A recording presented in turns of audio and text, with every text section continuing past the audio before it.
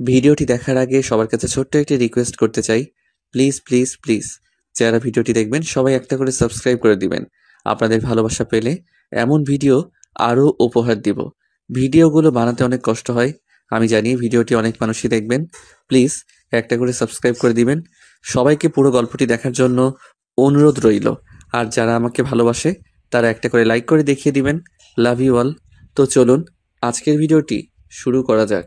আবে শালা, তুই পারিস না? শরীর দেখে তো মনে হয় আমাকে খুব মজা দিতে পারবি, বাট তুই তো আমার কিছু বাল করতে পারলি না। সরি আপু, আমি এটার জন্য প্রস্তুত ছিলাম না। আর আপনি আমাকে এভাবে অত্যাচার করবেন আমি কখনো কল্পনা করতে পারিনি। কিসের সরি আর কিসের অত্যাচার? তুই মজা পাসনি শালা। আমি তোকে নিয়ে এসেছি আমাকে মজা দেওয়ার জন্য, কিন্তু মজা দিতে পারলি না, নিজে মজা নিলি।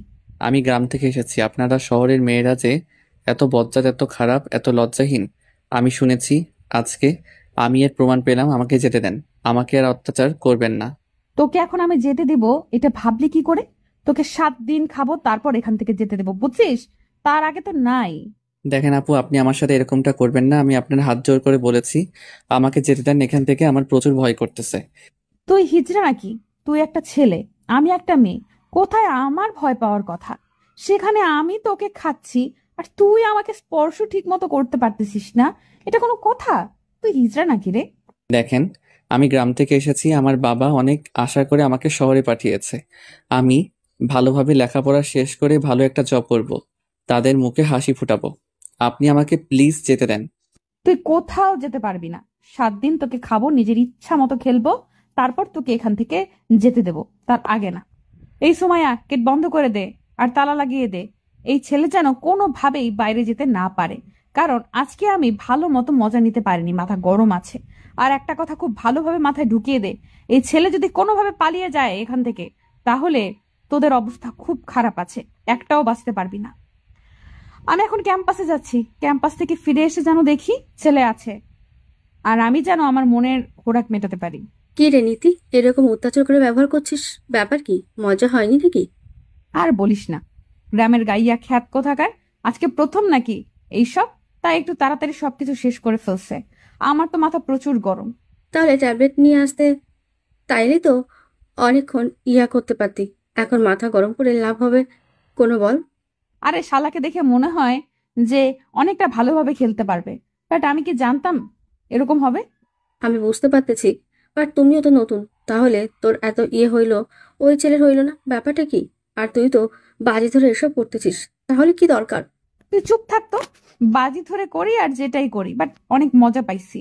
আর আমি এই মজা কখনো ভুলতে চাই না, প্রতিদিন নিতে চাই। তুই চুপ থাক।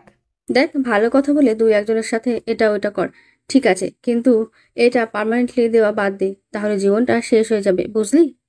অনেক জ্ঞান দিয়ে ফেলেছিস, এখন চল আমরা ক্যাম্পাসে যাই, গিয়ে দেখি সেখানে মুরগি পাই কিনা, নিয়ে আসবো এখন। এই মডার্ন যুগে যদি আমি একজন মেয়ে হয়ে পেছনে পড়ে থাকি তাহলে কেমনে হয়? ছেলেরা যদি এক নারীতে আসক্ত না হতে পারে, তাহলে আমি মেয়ে হয়ে কেন এক এক পুরুষে আসক্ত হতে যাব? কোন দুঃখে! আমার তো পুরুষের অভাব পড়বে না, শুধু একটু চোখ মারলে পুরুষের লাইন লেগে যাবে। অনেক প্রেম করেছি, অনেক ছ্যাঁকাখোর দেখেছি, এটা দেখেছি ওইটা দেখেছি, কিছুই নেই জীবনে। জীবনটা উপভোগ করতে হবে। এভাবে গোমরা মুখ হয়ে প্রেম করে ছ্যাঁকা খেয়ে থাকার চেয়ে এইভাবে লাইফটাকে এনজয় করি। ক্যাম্পাসে এসে দেখি সবাই অনেক আনন্দ করতেছে। ফ্রেন্ডদের সাথে আড্ডা দেওয়ার পর ক্লাস না করে চলে আসলাম। আমার খুব খারাপ লাগতেছে, ভালো লাগতেছে না, ভেতরটা ছটফট করছে। তাই ফার্মেসিতে গিয়ে ওষুধের কথা বলতেই ফার্মেসিওয়ালা আমার দিকে হা করে তাকিয়ে রইল। একটা ধমক দিতেই ওষুধ বের করে দিল। টাকাটা দিয়ে ওষুধটা নিয়ে চলে আসলাম। কিচ্ছু ভালো লাগছে না, তাই ভাবলাম যে আর একটু মজা করা যাক। গিয়ে বাসায় এসে দেখি সবাই যে যার যার ব্যস্ত। আমি রুমে আসলাম। এরপর একজনকে কিছু ফলমূল নিয়ে আসতে বললাম। সে নিয়ে আসলো, রুমে ফলগুলো রেখে বাইরে চলে গেল। কিরে শালা, এইভাবে চুপচাপ মেরে শুয়ে আছিস কেন মেয়ে মানুষের মতো? ছেলেটা ঘুমিয়েছিল, হয়তো আমার এরকম ধমক শুনে উঠে বসে পড়লো, আর আমার দিকে অবাক দৃষ্টিতে তাকিয়ে রইল। হয়তো ভাবতে পারিনি যে আমি এত তাড়াতাড়ি ফিরে আসব। কি দেখতেছিল আমাকে? আমি জ্যান্ত মানুষ এখানে বসে আছি, ভূত না। যা, অবাক হবি তুই। আপু, আমি আপনার পায়ে পড়ি, আমাকে এখান থেকে যেতে দেন। আমি গ্রাম থেকে এসেছি আপু, প্লিজ আমাকে মাফ করেন, আমাকে যেতে দেন। যেতে চাইলে কি যাওয়া যায়? আর আমি তোকে কি বলেছি 7 দিন থাকতে হবে, তারপর তো এখান থেকে যাবে, তার আগে না। আপু, আমি আপনাকে একটা কথা বলি। প্লিজ আমাকে এখান থেকে যেতে দেন আপু, আমার খুব ভয় করতেছে। আপু প্লিজ, আমার বাবা মা গরিব মানুষ। জ্ঞান দিতে আসবি না, বুঝছস? এগুলো খেয়ে নিয়ে আর তোর জন্য ওষুধ নিয়ে এসেছি, তাড়াতাড়ি এগুলো শেষ করে ওষুধ খাবি। আমি তো একদম ঠিক আছি আপু, আমাকে ওষুধ খেতে হবে না, আমার তোর শরীর ঠিক আছে, আমাকে শুধু যেতে দিলেই হবে। তুই আর একবার যদি এখান থেকে চলে যাওয়ার কথা বলেছিস, তাহলে তোর আজকে এখন এই মুহূর্তে তোর জীবনের শেষ সময় হতে চলেছে। এখন তাহলে আমি তোকে খুন করে ফেলবো। আমার ধমক শুনে ছেলেটা বেশ অবাক হয়ে গেল।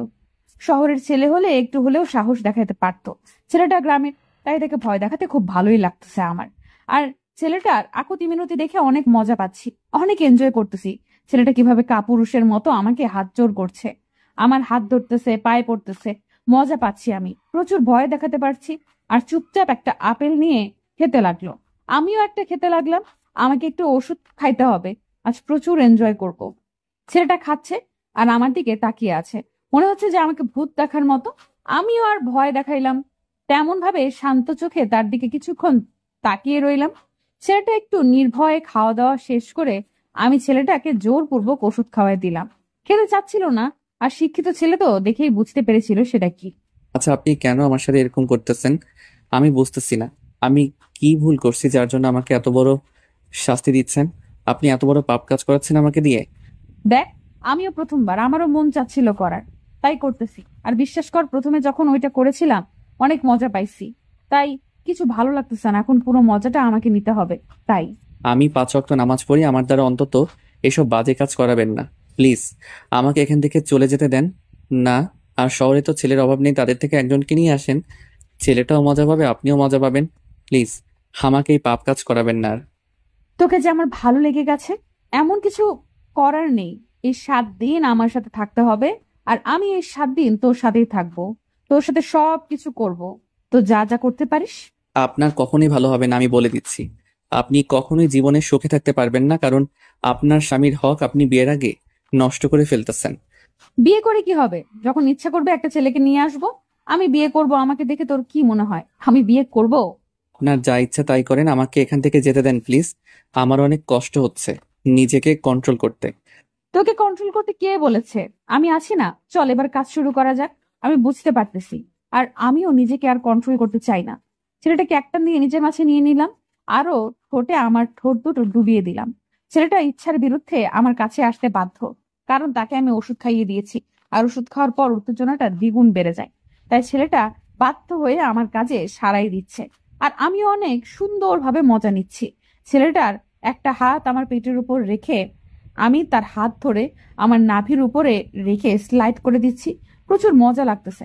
আসলে এই দৃষ্টিতে এত মজা শুধু বিবাহিত বান্ধবীদের কাছ থেকে শুনেছি, বাট আজকে তার বাস্তব রূপ। বিশ্বাস করেন, বিয়ে করে জীবনটা কষ্ট পাওয়ার থেকে এইভাবে এনজয় করা অনেক ভালো। সব বাধা বিপত্তি পেরিয়ে ছেলেটাকে একেবারে নিজের আপন করে নিলাম। কিছুক্ষণ পর আমি ছেলেটা আমাকে ছেড়ে দিতে যাচ্ছিল না, তার মানে ছেলেটা এখন তো আর বেস্ট মুডে আছে। আমি আমার বেস্ট ফ্রেন্ড ফিরে গেলাম, আর দুজনে অনেক মজা করলাম, আর কিছুক্ষণ বাদে দুজনে শুয়ে পড়লাম। আমি ছেলেটার বুকে মাথা রাখলাম, আর ছেলেটা কিছুক্ষণ পর আমাকে সরিয়ে দিয়ে অন্য সাইডে গিয়ে শুয়ে পড়লো। আপনি আমাকে দিয়ে আর কত জঘন্য কাজ করাবেন? আমি এরকম কোনো কিছু করতে চাই না, প্লিজ আমাকে যেতে দেন। তুই এত ভালো খেলতে পারিস, আর আমি তোকে ছেড়ে দেবো সেটা কিভাবে ভাবলি? কখনোই না। আপনি বিশ্বাস করেন আমাকে এখন এখান থেকে যেতে হবে। আপনি যদি এখন যেতে না দেন তাহলে আমি নিজেকে শেষ করে ফেলবো। তাতে আমার কোনো কিছু যায় আসে না, তোর বাবা মাকে কে দেখবে? শুধু সেটা একবার ভেবে দেখো তো। টাকা দরকার, আমি তোকে টাকা দেবো। আপনি কেন বুঝতে পারতেছেন না? কেন আমার সাথে এরকম করতেছেন? আমি 5 ওয়াক্ত নামাজ পড়ে সব কাজ করতে পারবো না আমি? তোর এই দেমাগ যত বেশি দেখাবি তত বেশি দিন তোকে এখানে থাকতে হবে, তাই আমাকে দেমাগ দেখাতে আসবি না। আমি কি করলে এখান থেকে দ্রুত চলে যেতে পারবো 2-1 দিনের মধ্যে আপনি বলেন। আপনার গোলামি করলে না কি করলে আমি সেটাই করব। আর বাট আমাকে 2 দিনের মধ্যে এখান থেকে যেতে দিতে হবে। তুই তো আমাকে ধমক দিচ্ছিস, বাহ! আমাকে হুমকি দিচ্ছিস 2 দিনের মধ্যে যদি যেতে না দে তাহলে কি করবি শুনি? আমি কোনো ধুমকি বা হুমকি করতেছি না, আমি আপনার কাছে উপায় জানতে চাচ্ছি, আপনি আমাকে প্লিজ বলবেন এটা। এটার কোনো উপায় নাই, আর তোকে এখানে থাকতেই হবে 7 দিন। আর 7 দিন পর রেজাল্ট আসবে, তুই যাইতে পারবি কিনা। মানে আপনি কি বোঝাতে চাচ্ছেন, কি বলতেছেন এসব? আমাকে 7 দিন পর যাইতে দিবেন না মানে কি বোঝাতে চাচ্ছেন? আপনি কি ঠিক আছেন না আপনার মাথা ঠিক আছে?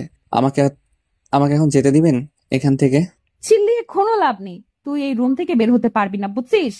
এখন তুই রুমে বন্দি থাক, আমি বাইরে যাচ্ছি, একটু পর আবার এসে দেখা হবে। ছেলেটাকে দেখে মায়া হচ্ছে, তাই সেখানে আর বেশিক্ষণ থাকতে পারলাম না। বেশিক্ষণ থাকলে আবার অতিরিক্ত মায়া লেগে যাবে, তার জন্য বাইরে চলে আসলাম। এত মায়াবী হলে তো চলবে না, নিজেকে কঠোর হতে হবে। বাইরে এসে সবাইকে যার যার কাজগুলো বুঝিয়ে দিলাম। আজকে কলেজেও যেতে ইচ্ছে করছে না, আর তাই আর গেলাম না কলেজে। আমার বাবার কলেজ, আমার বাবার, তাই আমার যখন খুশি আমি তখন যাই, কেউ আমাকে কিচ্ছু বলতে পারে না। আর আমার বাবা আমি যেটা বলবো সেটা তো তাকে বিশ্বাস করতেই হবে, কারণ আমি তার বিশ্বাসটা সবসময় অর্জন করি। কিন্তু এই লাইনে প্রথমবার এসেছি, কেউ জানে না, শুধু দু একটা ফ্রেন্ড জানে, বান্ধবী। কারণ ফ্রেন্ড সার্কেলকে যদি এসব না জানাই তাহলে একঘেয়েমি হয়ে যাবে, তাই তাদের কাছ থেকে একটু মজা পাওয়ার জন্য জানিয়েছি। শুনলাম তুই নাকি ইদানিং খুব খোরাক মেটাচ্ছিস নিজের। তোর কি হয়েছে? তোর লাগবে চলে আয় আমার বাসায়, তোকেও নিয়ে মজা করব। তোকে দেখে আমার মেয়ে মনে হয় না, বুঝছিস? তোকে দেখে আমার ছেলে মনে হয়। তাই তোর কাছে আমি যাব এটা ভাবলে কি করে? আর তোকে দেখে আমার হিজড়া মনে হয়, বুঝছিস? তোদের তো কোনো কিছু হবে না, তোমাদের তো কোনো কিছু হবে না, তাই তুই চুপচাপ থাক। এসব কথা বাদ দিবি? নিজেদের মধ্যে এত ঝগড়া করার কি আছে? আর তুই যেটা করছিস একটু ভেবেচিন্তে করিস, এটা কিন্তু মোটেও ঠিক হচ্ছে না। এখন তুই আমাকে জ্ঞান দিবি, তাই তো? আচ্ছা, তোর যত জ্ঞান দেওয়ার ইচ্ছে দিতে থাক, তাতে আমার কি? আমি তোকে জ্ঞান দিচ্ছি না, একজন বন্ধু হিসেবে তোকে যেটা আমার বোঝানো উচিত আমি তোকে শুধু সেটাই বোঝাচ্ছি। বিশ্বাস কর, অনেক মজা করছি, আর তুই চাইলে ট্রাই করে দেখতে পারিস কোনো একটা ছেলের সাথে। আমার লাগবে না, বিয়ে করবো, স্বামীর সাথে সবকিছু করবো, তখন মজাটা আরো অনেক বেশি পাবো। তখনও খোলামেলা ভাবে যা খুশি তাই করতে পারবো, কেউ কিছু বলতে পারবে না। কিন্তু এখন তোর মনে একটু ভয় আছে। তুই ভালো করে জানিস আমি কখনো ভয় পাই না। আর আমি তো খোলামেলা করতেছি, বাসায় নিয়ে এসেছি, সেখানে খাচ্ছি, ভালোই মজা পাচ্ছি। দেখ দোষ, ছেলেটার জীবনটা নষ্ট করতে তুই পারিস না, তাই না? আমি একটা ছেলে, হয়তো ছেলের মর্মটা বুঝতে পারতেছি। তাহলে তুই চলে আয়, আমি ছেলেটাকে ছেড়ে দিচ্ছি, তোর সাথে কয়েকদিন এনজয় করি। তোর কি হয়েছে বল? তোর এত পরিবর্তন, তোর মাঝে তো আগের এরকম ছিল না, তাহলে হঠাৎ করে এত পরিবর্তন? আমি লাইফটাকে এনজয় করতে চাই, বুঝছিস? এরকম বোরিং লাইফ আমার ভালো লাগে না, তাই আমি লাইফটাকে এনজয় করতেছি। অন্যভাবেও কিন্তু লাইফটা এনজয় করা যায়, বুঝছিস দোস্ত? এভাবে না করলেও পারিস। আশিস একদম ঠিক কথা বলেছে, এইভাবে না করে অন্যভাবে করতে পারিস। আর বিয়ে কর, যদি এসব করে জীবনটা মজা নিতে চাস তাহলে বিয়ে কর, স্বামীর সাথে সবকিছু কর। আমি বিয়ে করব না, আমি এইভাবেই একটার পর একটা ছেলের সাথে মজা করব, তাতে ছেলেরাও মজা পাবে আর আমিও মজা পাইলাম। দেখ, তাহলে তোর জীবন কখনো সুখ আসবে না, বুঝেছিস? এমন এক সময় এমন ধোকা খাবি, সারা জীবন পস্তাবি। তাই বলতেছি, একটা সুন্দর ছেলে দেখে বিয়ে কর, তার সাথে সবকিছু করতে থাক। আঙ্কেলরাও খুশি, তুইও খুশি, আমরা সবাই খুশি। তোদের এইসব কথা না আমার একদম শুনতে ভালো লাগতেছে না। আমি এখন বাসায় যাচ্ছি, তোরা থাক। কথাটা বলে সেখান থেকে চলে আসলাম। ভালো লাগতেছে না ফ্রেন্ডদের সাথে আড্ডা দিতে। গেলাম কই একটু আমাকে নিয়ে মজা করবে, সেটা না করে তারা আমাকে জ্ঞান দিচ্ছে। এসব শুনতে ভালো লাগে কার? মাথা গরম হয়ে গেল। বাসায় চলে আসলাম। বাসায় এসে দেখি আব্বুকে দেখে তো আমি অবাক হয়ে গেলাম। আব্বু আবার এই সময় বাসায় কি করতেছে? ছেলেটাকে একবার দেখে ফেললে তো ঝামেলা দ্বিগুণ হয়ে যাবে। আমি কোনো কথা না বলে চুপচাপ সোজা গিয়ে আব্বুকে জড়িয়ে ধরলাম। তার খোঁজ খবর নিলাম, দেখলাম সে হাসি খুশি, সবকিছু আগের মতোই কথা বলতেছে। তার মানে এখনো আব্বু বুঝতে পারিনি। আমি তাড়াতাড়ি উপরে আসলাম। উপরে এসে দেখি ছেলেটা রুমের ভেতরে নাই। আমার তো এখন ভয় লাগা শুরু হয়ে গিয়েছে। আব্বু কি এই বিষয়ে কোনো কিছু শুনতে পেরেছে, তাই বাসায় এসেছে? নাকি সুমাইয়া আব্বুকে কিছু বলে দিয়েছে? মাথা কাজ করতেছে না, কি করব না করব। ছেলেটা গেল কোথায়? আঙ্কেল, আমার কাজগুলো শেষ হয়ে গিয়েছে, এখন কি আমি একটু যাইতে পারি? আরে বাবা, কি বলো? নাস্তা করব তারপর রুমের ভেতরে যাও? তোমাকে দেখে মনে হচ্ছে কতক্ষণ থেকে কিছু খাও না, চোখ মুখ শুকিয়ে গিয়েছে। আমি ঠিক আছে, একটু আগে খাইলাম, এখন খাইতে ইচ্ছা করতেছে না, আমি একটু রুমে গিয়ে বিশ্রাম করি। আচ্ছা, তাহলে রুমে যাও। তোমার বউ রুমে পৌঁছে গিয়েছে অলরেডি, তোমাকে দেখতে না পেয়ে টেনশন করবে। রুমে গিয়ে দেখো কি করে। তেমন কোনো কিছু করবে না, হয়তো বিশ্রাম করতেছে। বাইরে থেকে আসলো, একটু ফ্রেশ হোক, আমি একটু পরেই যাই। তুমি আমার মাকে চেনো না, তাড়াতাড়ি রুমের ভিতরে যাও, না হলে আবার চিল্লাচিল্লি শুরু করবে। আঙ্কেল কি যে বলেন না, আমার সাথে কখনো খারাপ ব্যবহার করে না, আমি যেটা বলি সেটাই শুনে চলে।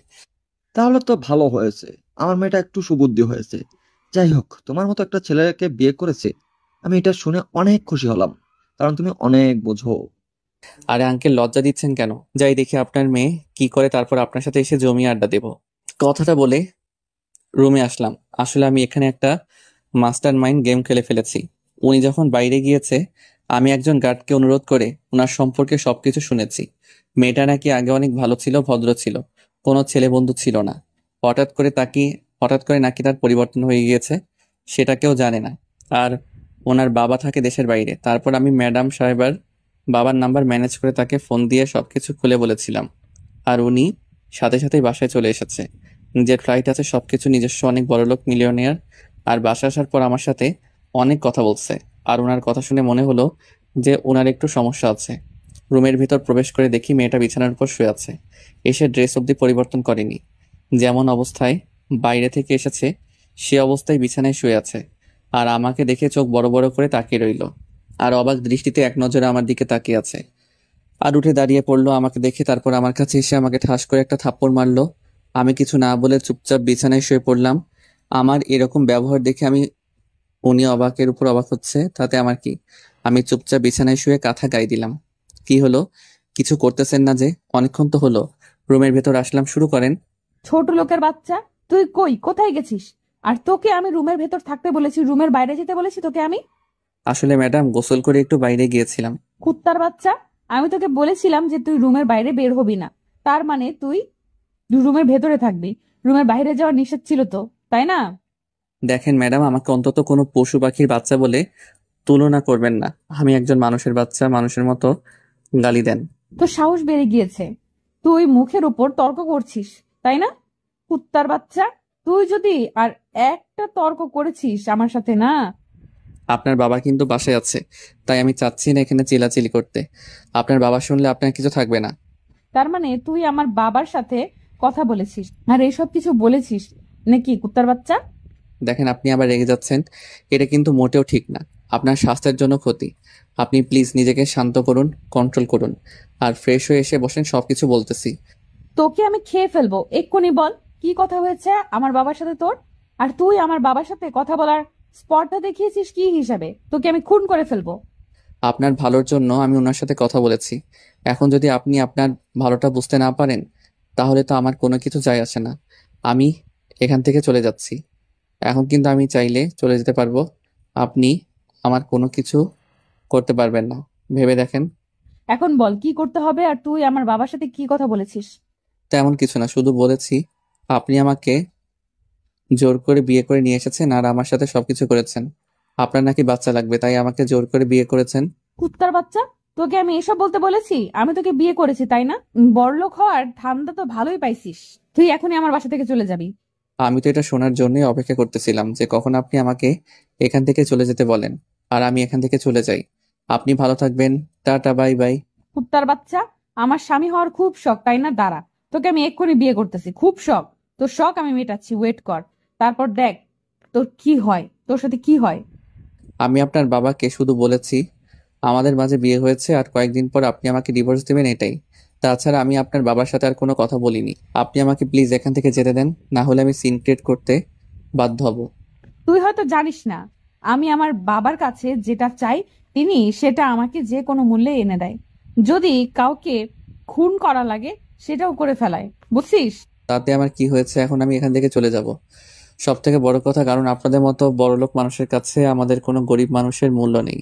তোকে বলেছিলাম না আমি তোকে 3 দিন ব্যবহার করব, তারপর তোকে টাকা দেব। তুই এখান থেকে চলে যাবি চুপচাপ, এর আগে একটাও কথা বলবি না। আপনি টাকা দিয়ে অন্য ছেলেদের কিনে নিয়ে আসেন, আমাকে না। আমি এখন এখান থেকে চলে যাব। রক্তিমকে মিতু আর কোনো কথা বলতে দিল না। রক্তিমকে এক ধাক্কা দিয়ে বিছানার উপর শুইয়ে দিল।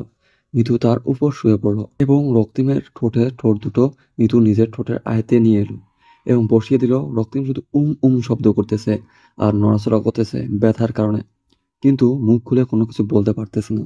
মিতু তারপর নিজের ঠোঁট দুটো সরিয়ে রক্তিমের গলায় বসিয়ে দিল। রক্তিম ছেলে মানুষ, তার কারণে লজ্জা চিলিয়ে উঠতে পারল না, কারণ বাইরের সবাই জানায় তাদের বিয়ে হয়ে গিয়েছে। রক্তিম অসহায়ের মতো সব অত্যাচার সহ্য করতে লাগলো। কোথায় সে ছোটবেলা থেকে শুনে এসেছে একজন ছেলে একটা মেয়েকে অত্যাচার করে, তাকে নানা ধরনের নির্যাতন করে, কিন্তু আজকে সে তার উল্টো প্রতিবেদন দেখতেছে, তাও আবার তার সাথেই হচ্ছে এটা। রক্তিম লজ্জার কারণে কোনো কিছু বলতে পারতেছে না, আবার শব্দ করতে পারতেছে না। আর এখন যদি এখানে চিল্লাচিল্লি করে, বাইরে থেকে লোকে আসবে আর তাকে নিয়ে আরো হাসা ঠাট্টা করবে। আর এদিকে মিতু তার চাহিদা মেটানোর জন্য ব্যস্ত হয়ে গেল। আর একটু পর রক্তিম নিজেকে আর কন্ট্রোল করতে পারল না, পাগল হয়ে গেল মিতুর ভালোবাসায়। আর মিতুর ফিগারে বেশ কিছুক্ষণ পর রক্তিমকে ছেড়ে দিয়ে মিতু আবার এক সাইডে শুয়ে পড়ে। আর রক্তিম এর দিকে মায়াবী দৃষ্টিতে তাকিয়ে রইল। মিতু নিজেই জানে না কেন এরকম করতেছে। কেন আপনি এরকম করতেছেন? কেন নিজের জীবনটা এইভাবে শেষ করতে চান বলেন তো আমাকে। জ্ঞান দিতে আসবি না। আমার যেটা খুশি আমি সেটাই করব। তুই চুপচাপ, আমি যেটা বলবো সেটাই করবি। আপনার কিন্তু বোঝার বয়স হয়েছে, এসব করা কিন্তু মোটেও ঠিক হচ্ছে না। আমরা মুসলিম, আমাদের পরপরই হিসাব দিতে হবে। আপনি প্লিজ একটা বিয়ে করেন আর বৈধভাবে এসব করেন, অনেক মজা পাবেন। এখন চুপচাপ এখানে ঘুমিয়ে থাক, আমাকে ঘুমাতে দে, ঘুম পাচ্ছে আমার। আর কোনো কথা বলতে চাই না আমি। প্লিজ আমাকে এখান থেকে চলে যেতে দেন, আমার ভালো লাগতেছে না, আমার দম বন্ধ হয়ে আসতেছে। আমি কখনো এরকম রুমে বন্দি হয়ে থাকিনি। এখন আমার ঘুম পাচ্ছে, একদম ডিস্টার্ব করবি না। ঘুম থেকে উঠে তোকে নিয়ে করতে বাইরে যাব, রাতে সাহস করে দেখাবো, অনেক মজা পাবি। এখন চুপচাপ ঘুমিয়ে পড়। কেন আপনি আমার সাথে এরকম অত্যাচারমূলক ব্যবহার করতেছেন? আমি কি ভুল করেছি? আমি শহরে এসেছি পড়াশোনা করার জন্য। তোকে পড়াশোনা করতে কে বারণ করেছে শুনি? তুই পড়াশোনা কর, বাট আমার সাথে তোকে থাকতে হবে। আমি এখন আমার ক্যাম্পাসটা পছন্দ করে দেখতে পেলাম না, আর আপনি বলতেছেন আমি পড়াশোনা করব? আমি প্রথম দিন এসে কত ইচ্ছা ছিল যে আমি সবার সাথে পরিচয় হব, নতুন শহরে এসেছি, নতুন ভার্সিটি, নতুন ক্যাম্পাস, অনেক জমি আড্ডা দেব, কিন্তু আপনি আমার সবকিছু ধূলিসাৎ করে দিলেন। আচ্ছা, তোকে আমি কালকে তোর ক্যাম্পাসে নিয়ে যাব। এখন বল, কারমাইকেল কলেজ নাকি বেগম রোকেয়া বিশ্ববিদ্যালয়ে আছিস তুই? আমি বেগম রোকেয়া বিশ্ববিদ্যালয় ইকোনমিক ডিপার্টমেন্টের।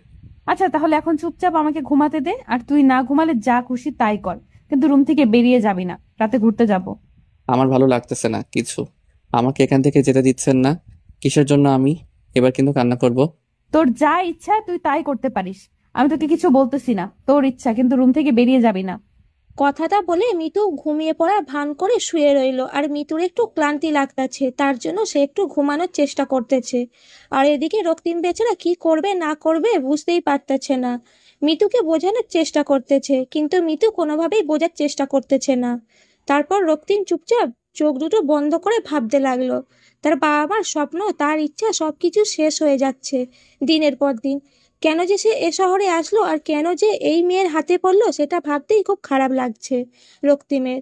রক্তিম সাদামাটা একটা ছেলে, গ্রাম থেকে এসেছে, শহরে কিছু বোঝে না। আর হুট করে এসে মৃত্যুর পাল্লায় পড়ে সবকিছু তার ওলটপালট হয়ে যাচ্ছে। এসব ভাবতে ভাবতে রক্তিম আর মিতু দুজনেই ঘুমিয়ে পড়েছে। তারা নিজেই বুঝতে পারেনি আজ সন্ধ্যা সময় আশিস আর সোমাইয়া দুজনে ক্যাম্পাসে আড্ডা দেওয়ার জন্য বেরিয়ে পড়েছে। তারা দুজনে মিতুকে অনেকবার ফোন করেছিল, কিন্তু আমি তোর ফোন ধরবে কি মিতু ঘুমিয়ে পড়েছে, তাই তারা বিরক্ত হয়ে আমাকে ফোন দেওয়া অফ করে দিল। সুমাইয়া এবং আশিস দুজনে ক্যাম্পাসে হাঁটাহাঁটি করে আড্ডা দিচ্ছে। আজকে তাদের অনেক খারাপ লাগছে, কারণ এখানে যদি মিতু থাকতো তাহলে তাদের সাথে কত মজা হতো। কিন্তু মিতুকে ছাড়া তারা দুজন যেন প্রাণহীন একটা মানবের মতো। তোর কি মনে হয় মিতু যে কাজটা করতেছে ওই ছেলেটার সাথে, সেটা কি মোটেও ঠিক করতেছে? দেখ, আমিও তো কত করে বোঝানোর চেষ্টা করলাম, কিন্তু আমার কথা সে কানে নিল না। আমার মাথায় কোনো কিছু আসতেছে না যে এটার কিছু একটা করা উচিত, না হলে এভাবে চলতে থাকলে তো মিতু একসময় নষ্ট হয়ে যাবে। কিন্তু আমাদের একটা ভালো ফ্রেন্ড। তোর সাথে তো পরিচয় হয়েছে 3-4 বছর হলো, কিন্তু আমি ছোট থেকেই ওর সাথে বড় হয়ে গেছি, একেবারে একসাথে বড় হয়েছি। আমি তো বুঝতে পারছি। যখন তোকে এই কথাগুলো বলেছিল তখন তুই ওকে যদি মানা করতি বা কোনো কিছুর ভয় দেখাইতি, তাহলে হয়তো আজকে এরকম হতো না। তাতে মনে হয় কাজ হইতো। তুই যেভাবে বলতেছিস কোনো কাজ হইতো না, বুঝেছিস? এখন চুপচাপ থাকতো, মাথা ব্যথা করছে। এসব নিয়ে আর টেনশন করতে ইচ্ছা করছে না আমার। আচ্ছা চল ওইদিকে গিয়ে কোনো কিছু খেয়ে তারপর বাসায় চলে যাব। আমারও ভালো লাগতেছে না, ঘুম পাচ্ছে প্রচুর আমার। আচ্ছা, আর তোর সাথে আমার কিছু পার্সোনাল কথা আছে, বলবো বলবো করে কখনোই বলা হয়নি। তাহলে এখন বল, সমস্যা কি? এখন তো আমরা দুজনে এখানে আছি, আর কেউ তো নেই। আর মিতু থাকলে তো অকট লাগতো, তাহলে বলে দে। আজকে বলবো না, অন্য একদিন বলবো। আজকে ইচ্ছা করছে না, ওই রকম মন মেজাজ ভালো না যে বলবো পরে কোনো একদিন। আরে বল, সমস্যা নেই। আমার অত কিছু ভালো লাগতেছে না, তোর কথা শুনে যদি মন ভালো হয়ে যায় বল, সমস্যা নেই, কেউ তো নেই। বাদ দে এসব কথা, পরে কোনোদিন বলবো। আজ ভালো লাগছে না আমার। চল এখন কিছু খেয়ে তারপর বাসায় চলে যাব। তাহলে কি আর করা, চল তাড়াতাড়ি। আমারও খুব ক্ষুধা লাগছে, আজকের ট্রিটটা দিবি। আমার কাছে কোনো টাকা নেই, আজকে আমি কোনো টাকা নিয়ে বের হইনি, তোর টাকাই খাবো তার জন্য। আচ্ছা চল, আমার কাছে কিছু টাকা আছে, সেটা দিয়ে তোকে খাওয়াবো, সমস্যা নেই। পরে কিন্তু তুই আমাকে খাওয়াবি। সেটা পরে দেখা যাবে, এখন চল তো, বকবক করতে ইচ্ছে করছে না আমার। সুমাইয়া আশিসকে পছন্দ করে আর আশিস সুমাইয়াকে পছন্দ করে, কিন্তু মুখ ফুটে কেউ কাউকে বলবে এই সাহসটা দুজনেই কারোর হয়ে ওঠেনি এখনো পর্যন্ত। আর এই বিষয়টা মিতু একটু খেয়াল করেছিল, কিন্তু পরে ভেবেছে ফ্রেন্ড তাদের মাঝে একটু হালকা পাতলা হয়তো ভালো লাগতেই পারে, বাট এটা নিয়ে বেশি কথা বলেনি মিতু। আর আজকে সুমাইয়া ভাবলো যে আশিসকে কথাটা বলে দিলে ভালো হয়, বাট পরে আর সাহস হয়ে উঠলো না যে আশিস কি বলবে, তার জন্য আশিস কিনা বলে। এখন সেখানে চলে যাচ্ছে, আর এদিকে হুট করে মিতুর ঘুম ভেঙে গেল, আর ফোন হাতে নিয়ে দেখে সুমাইয়া আর আশিস তাকে অনেকবার ফোন করেছিল। ঘরের দিকে তাকিয়ে দেখে সন্ধ্যা পার হয়ে গিয়েছে, 7টা বাজে। মিতু ফোন ব্যাক না করে ফ্রেশ হওয়ার জন্য বাথরুমে গেল, তারপর ফ্রেশ হয়ে বেরিয়ে আসলো। এসে দেখে রক্তিম এখনো ঘুমিয়ে আছে। ঘুমন্ত অবস্থায় রক্তিমকে দেখতে পেয়ে মিতু আবারও তার উপর একটু দুর্বল হয়ে পড়ল। মিতু রক্তিমের কাছে এসে রক্তিমের ঠোঁটে নিজের ঠোঁট দুটো একটু স্পর্শ করে দিল, আর তখনই রক্তিম নড়াচড়া করে উঠল। মিতু এখান থেকে সরে গিয়ে আয়নার সামনে দাঁড়িয়ে পড়ল, আর মৃত্যুকে নতুন রূপ দেখে রক্তে একটু যেন জানি হয়ে গেল, বাট কোনো কিছু না বলে চুপচাপ সেখানেই চুপটি মেরে চোখ বন্ধ করে শুয়ে রইল রক্তিম। ঘুম হয়ে থাকলে এখন উঠে ফ্রেশ হয়ে নেন, আর এখন আমরা বাইরে যাব ঘোরার জন্য। রক্তিমের এরকম কথা শুনে অবাক হয়ে গেল মিতু, তার সাথে ভালো করে কথা বলতেছে এই ভাবতেই রক্তিম কেমন জানি শিউরে উঠল। তারপর রক্তিমের কোনো কথা না বলে চুপচাপ বাথরুমে গিয়ে ফ্রেশ হয়ে রেডি হয়ে নিল। তারপর ভালো লাগতেছে না রুমে থাকতে, আজকে দুদিন ধরে রুম থেকে বের হয় না, তাই রক্তিমের খুব খারাপ লাগতেছিল। আর মিতু কথাটা বলার সাথে সাথেই রক্তিম ফ্রেশ হয়ে সে রেডি হয়ে নিল। শোন, একটা কথা বলি তোকে, বাইরে নিয়ে যাচ্ছি এটা ভাবিস না যে তুই ইচ্ছা করলে সেখান থেকে পালিয়ে যেতে পারবি। যদি এরকম ভুল করিস তাহলে তোর জীবন আজকে থাকবে না, কালকেই তোকে মাটির তলে থাকতে হবে। আপনি সব কি আবল তাবল কথা বলতেছেন, আমি কিছু বুঝতেছি না। তোকে বুঝতে হবে না, শুধু একটা কথা মাথায় রাখবি, যদি পালানোর চেষ্টা করিস তাহলে তোর জীবন আজকেই শেষ হয়ে যাবে, কথাটা মাথায় রাখিস। ঠিক আছে ম্যাডাম, কথাটা মাথায় থাকবে। প্লিজ এখন একটু তাড়াতাড়ি চলো না, আমার মাথা প্রচুর ব্যথা করতেছে রুমে থাকতে থাকতে। তোকে দেখতে কিন্তু অনেক সুন্দর লাগতেছে, মানতেই হবে যে কোনো মেয়ে দেখলে তোর প্রেমে পড়ে যাবে। কি যে বলেন না ম্যাডাম, আপনাকে কিন্তু দেখতে অনেক সুন্দর লাগতেছে। কালো শাড়িতে যে কোনো ছেলে দেখলে আপনার প্রেমে হাবুডুবু খাবে। আপনি কেন যে আমার মাঝেই পড়ে আছেন। তোকে আর চাপা মারতে হবে না, বুঝছিস? এখন চুপচাপ বাইরে গিয়ে অপেক্ষা কর, আমি যাচ্ছি। তারপর রক্তিম মিতুর কথার মতো বাইরে গিয়ে অপেক্ষা করলো, আর একটু পরে মিতু রুম থেকে বের হয়ে আসলো। আর মিতুকে দেখে এক মুহূর্তের জন্য থমকে দাঁড়িয়ে গিয়েছিলাম। আসলে আজকে মিতুকে অনেক সুন্দর লাগতেছে, কালো শাড়িতে আর সবকিছু ম্যাচিং করে পরেছে। কালো টিপ, চোখে কালো কাজল দিয়েছে, আর ঠোঁটে হালকা করে লিপস্টিক দিয়েছে, লাল লিপস্টিক, সাথে কালো পাথরের চুড়ি এবং লাল দুটো সম্মিশ্রণ করে পড়েছে। চুলগুলো ছেড়ে দিয়েছে, এক সাইড করে হালকা একটু মেকআপ করেছে, অসাধারণ লাগতেছে। যে কোনো ছেলে এক দেখাতেই ফিদা হয়ে যাবে এই মেয়েটাকে দেখলে। এভাবে হা করে তাকিয়ে থেকে লাভ কি? মশা ঢুকে যাবে মুখের ভেতর, পেট খারাপ করবে, তাড়াতাড়ি আয়। জি ম্যাডাম, কিন্তু আপনাকে সত্যি সত্যি অসাধারণ লাগতেছে। এইভাবে আমাকে পাম দেওয়া লাগবে না, বুঝছিস? অন্য মেয়েকে পাম দিস, তাহলে মজা লাগবে। অন্য মেয়ের আমাকে পাম দিতে হবে না, এখন চল। আসলে মানুষের সৌন্দর্যের গুণগান করলে উনি নিজেকে কি যেভাবে বুঝতে পারে না। তুই কি কোনোভাবে আমাকে রোস্ট করার চেষ্টা করতেছিস নাকি রে? তোর মতলব কি শুনি? আমার আবার কিসের মতলব থাকলে ম্যাডাম সাহেব, চলেন। আমার সাথে এরকম ন্যাকামি করার চেষ্টা করবি না, বুঝছিস? তাহলে কিন্তু গাল আর গাল থাকবে না, একদম লাল হয়ে থাকবে সারা জীবনের জন্য। সরি ম্যাডাম, আমার ভুল হয়ে গেছে, মাফ করে দেবেন। আমি গরিব মানুষ, বুঝতে পারিনি, অতিরিক্ত কথা বলে ফেলেছি। কুত্তার বাচ্চা, আমি ভালো করে জানি তুই গরিব মানুষ, বারবার বলতে হবে না, এখন চুপচাপ চল আমার সাথে। রক্তিম খুব ভালো করে বুঝতে পারলো এখন আমরা যদি কথা বেশি বলি তাহলে তাকে আবার থাপ্পড় খাইতে হবে, তাই চুপ করে গেল আর মিতুকে ফলো করতেছে। রক্তিম এমনিতে যেদিকে যাচ্ছে রক্তিম পিছনে পিছনে যাচ্ছে। একটু পর মিতু গাড়ি বের করে নিল, আর একদিন কোনো কথা না বললে চুপচাপ গাড়িতে গিয়ে বসে পড়লো, কারণ বেশি কথা বললে তাকে এখন মাইর খেতে হবে, তাই চুপ করে গিয়ে গাড়িতে বসে পড়লো। রক্তিম ভেবেছিল হয়তো রিক্সা করে ঘুরবে তারা, কিন্তু এখন সে গাড়িতে করে যাবে এটা ভাবতেই কেমন লাগতেছে। তার রিক্সাতে যদি ঘুরতে পারতো এরকম একটা সুন্দরী রমণীর পাশে, তাহলে রক্তিম নিজেকে ধন্য মনে করত। যতই তার সাথে সবকিছু করুক, কিন্তু সেটা রুমের ভিতরে ভিতরে বাইরে এত সুন্দর একটা রমণীর সাথে রিক্সাতে করে ঘোরাও, এটা মুখের কথা না, সেটা কল্পনাতে মনে হয়। কিন্তু আজকে রক্তিমের সাথে সুন্দর একটা পরিবেশ আছে। তার বাস্তব রক্তিম যতবার দেখেছে ততবার ফিদা হয়ে যাচ্ছে। জীবনে তো আর শহর দেখতে পারবে না, আজকে আমার জন্য দেখে নাও। কথাটা অবশ্য ঠিক বলছেন। আমারও তো সামর্থ্য নেই যে আমি টাকা খরচ করব এরকম বাজে কাজে। তোদের মতো গরিবদের কাছে তো এটা বাজে কাজ হতে পারে। তোরা তো কখনো নিজের মনের ফিলিংসটা বুঝিস না। এসব কথা বাদ দেন, এখন আমাকে কি করতে হবে সেটা বলেন। আপনার সাথে আর কি কি করতে হবে আমাকে? যেরকম আছিস চুপচাপ সেরকম থাকবি। এত কথা বলতে বলেছি? আমি যেখানে যাচ্ছি তুই আমার সাথে থাকবি, ঝামেলা শেষ। দেখেন, আজকে অনেক দিন হয়ে যাচ্ছে আমি আমার বাবা মার সাথে কথা বলতেছি না। তারা হয়তো আমার জন্য কান্নাকাটি করতেছে। প্লিজ একটু কথা বলতে দেন ওদের সাথে আমাকে। আমি যেটা বলেছি সেটাই হবে।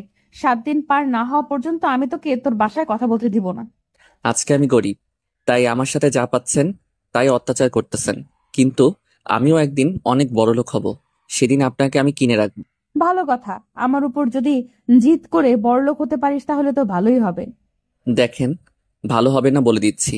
আমার কোনো কিছু ভালো লাগতেছে না। কেন আপনি আমার সাথে এরকম করতেছেন?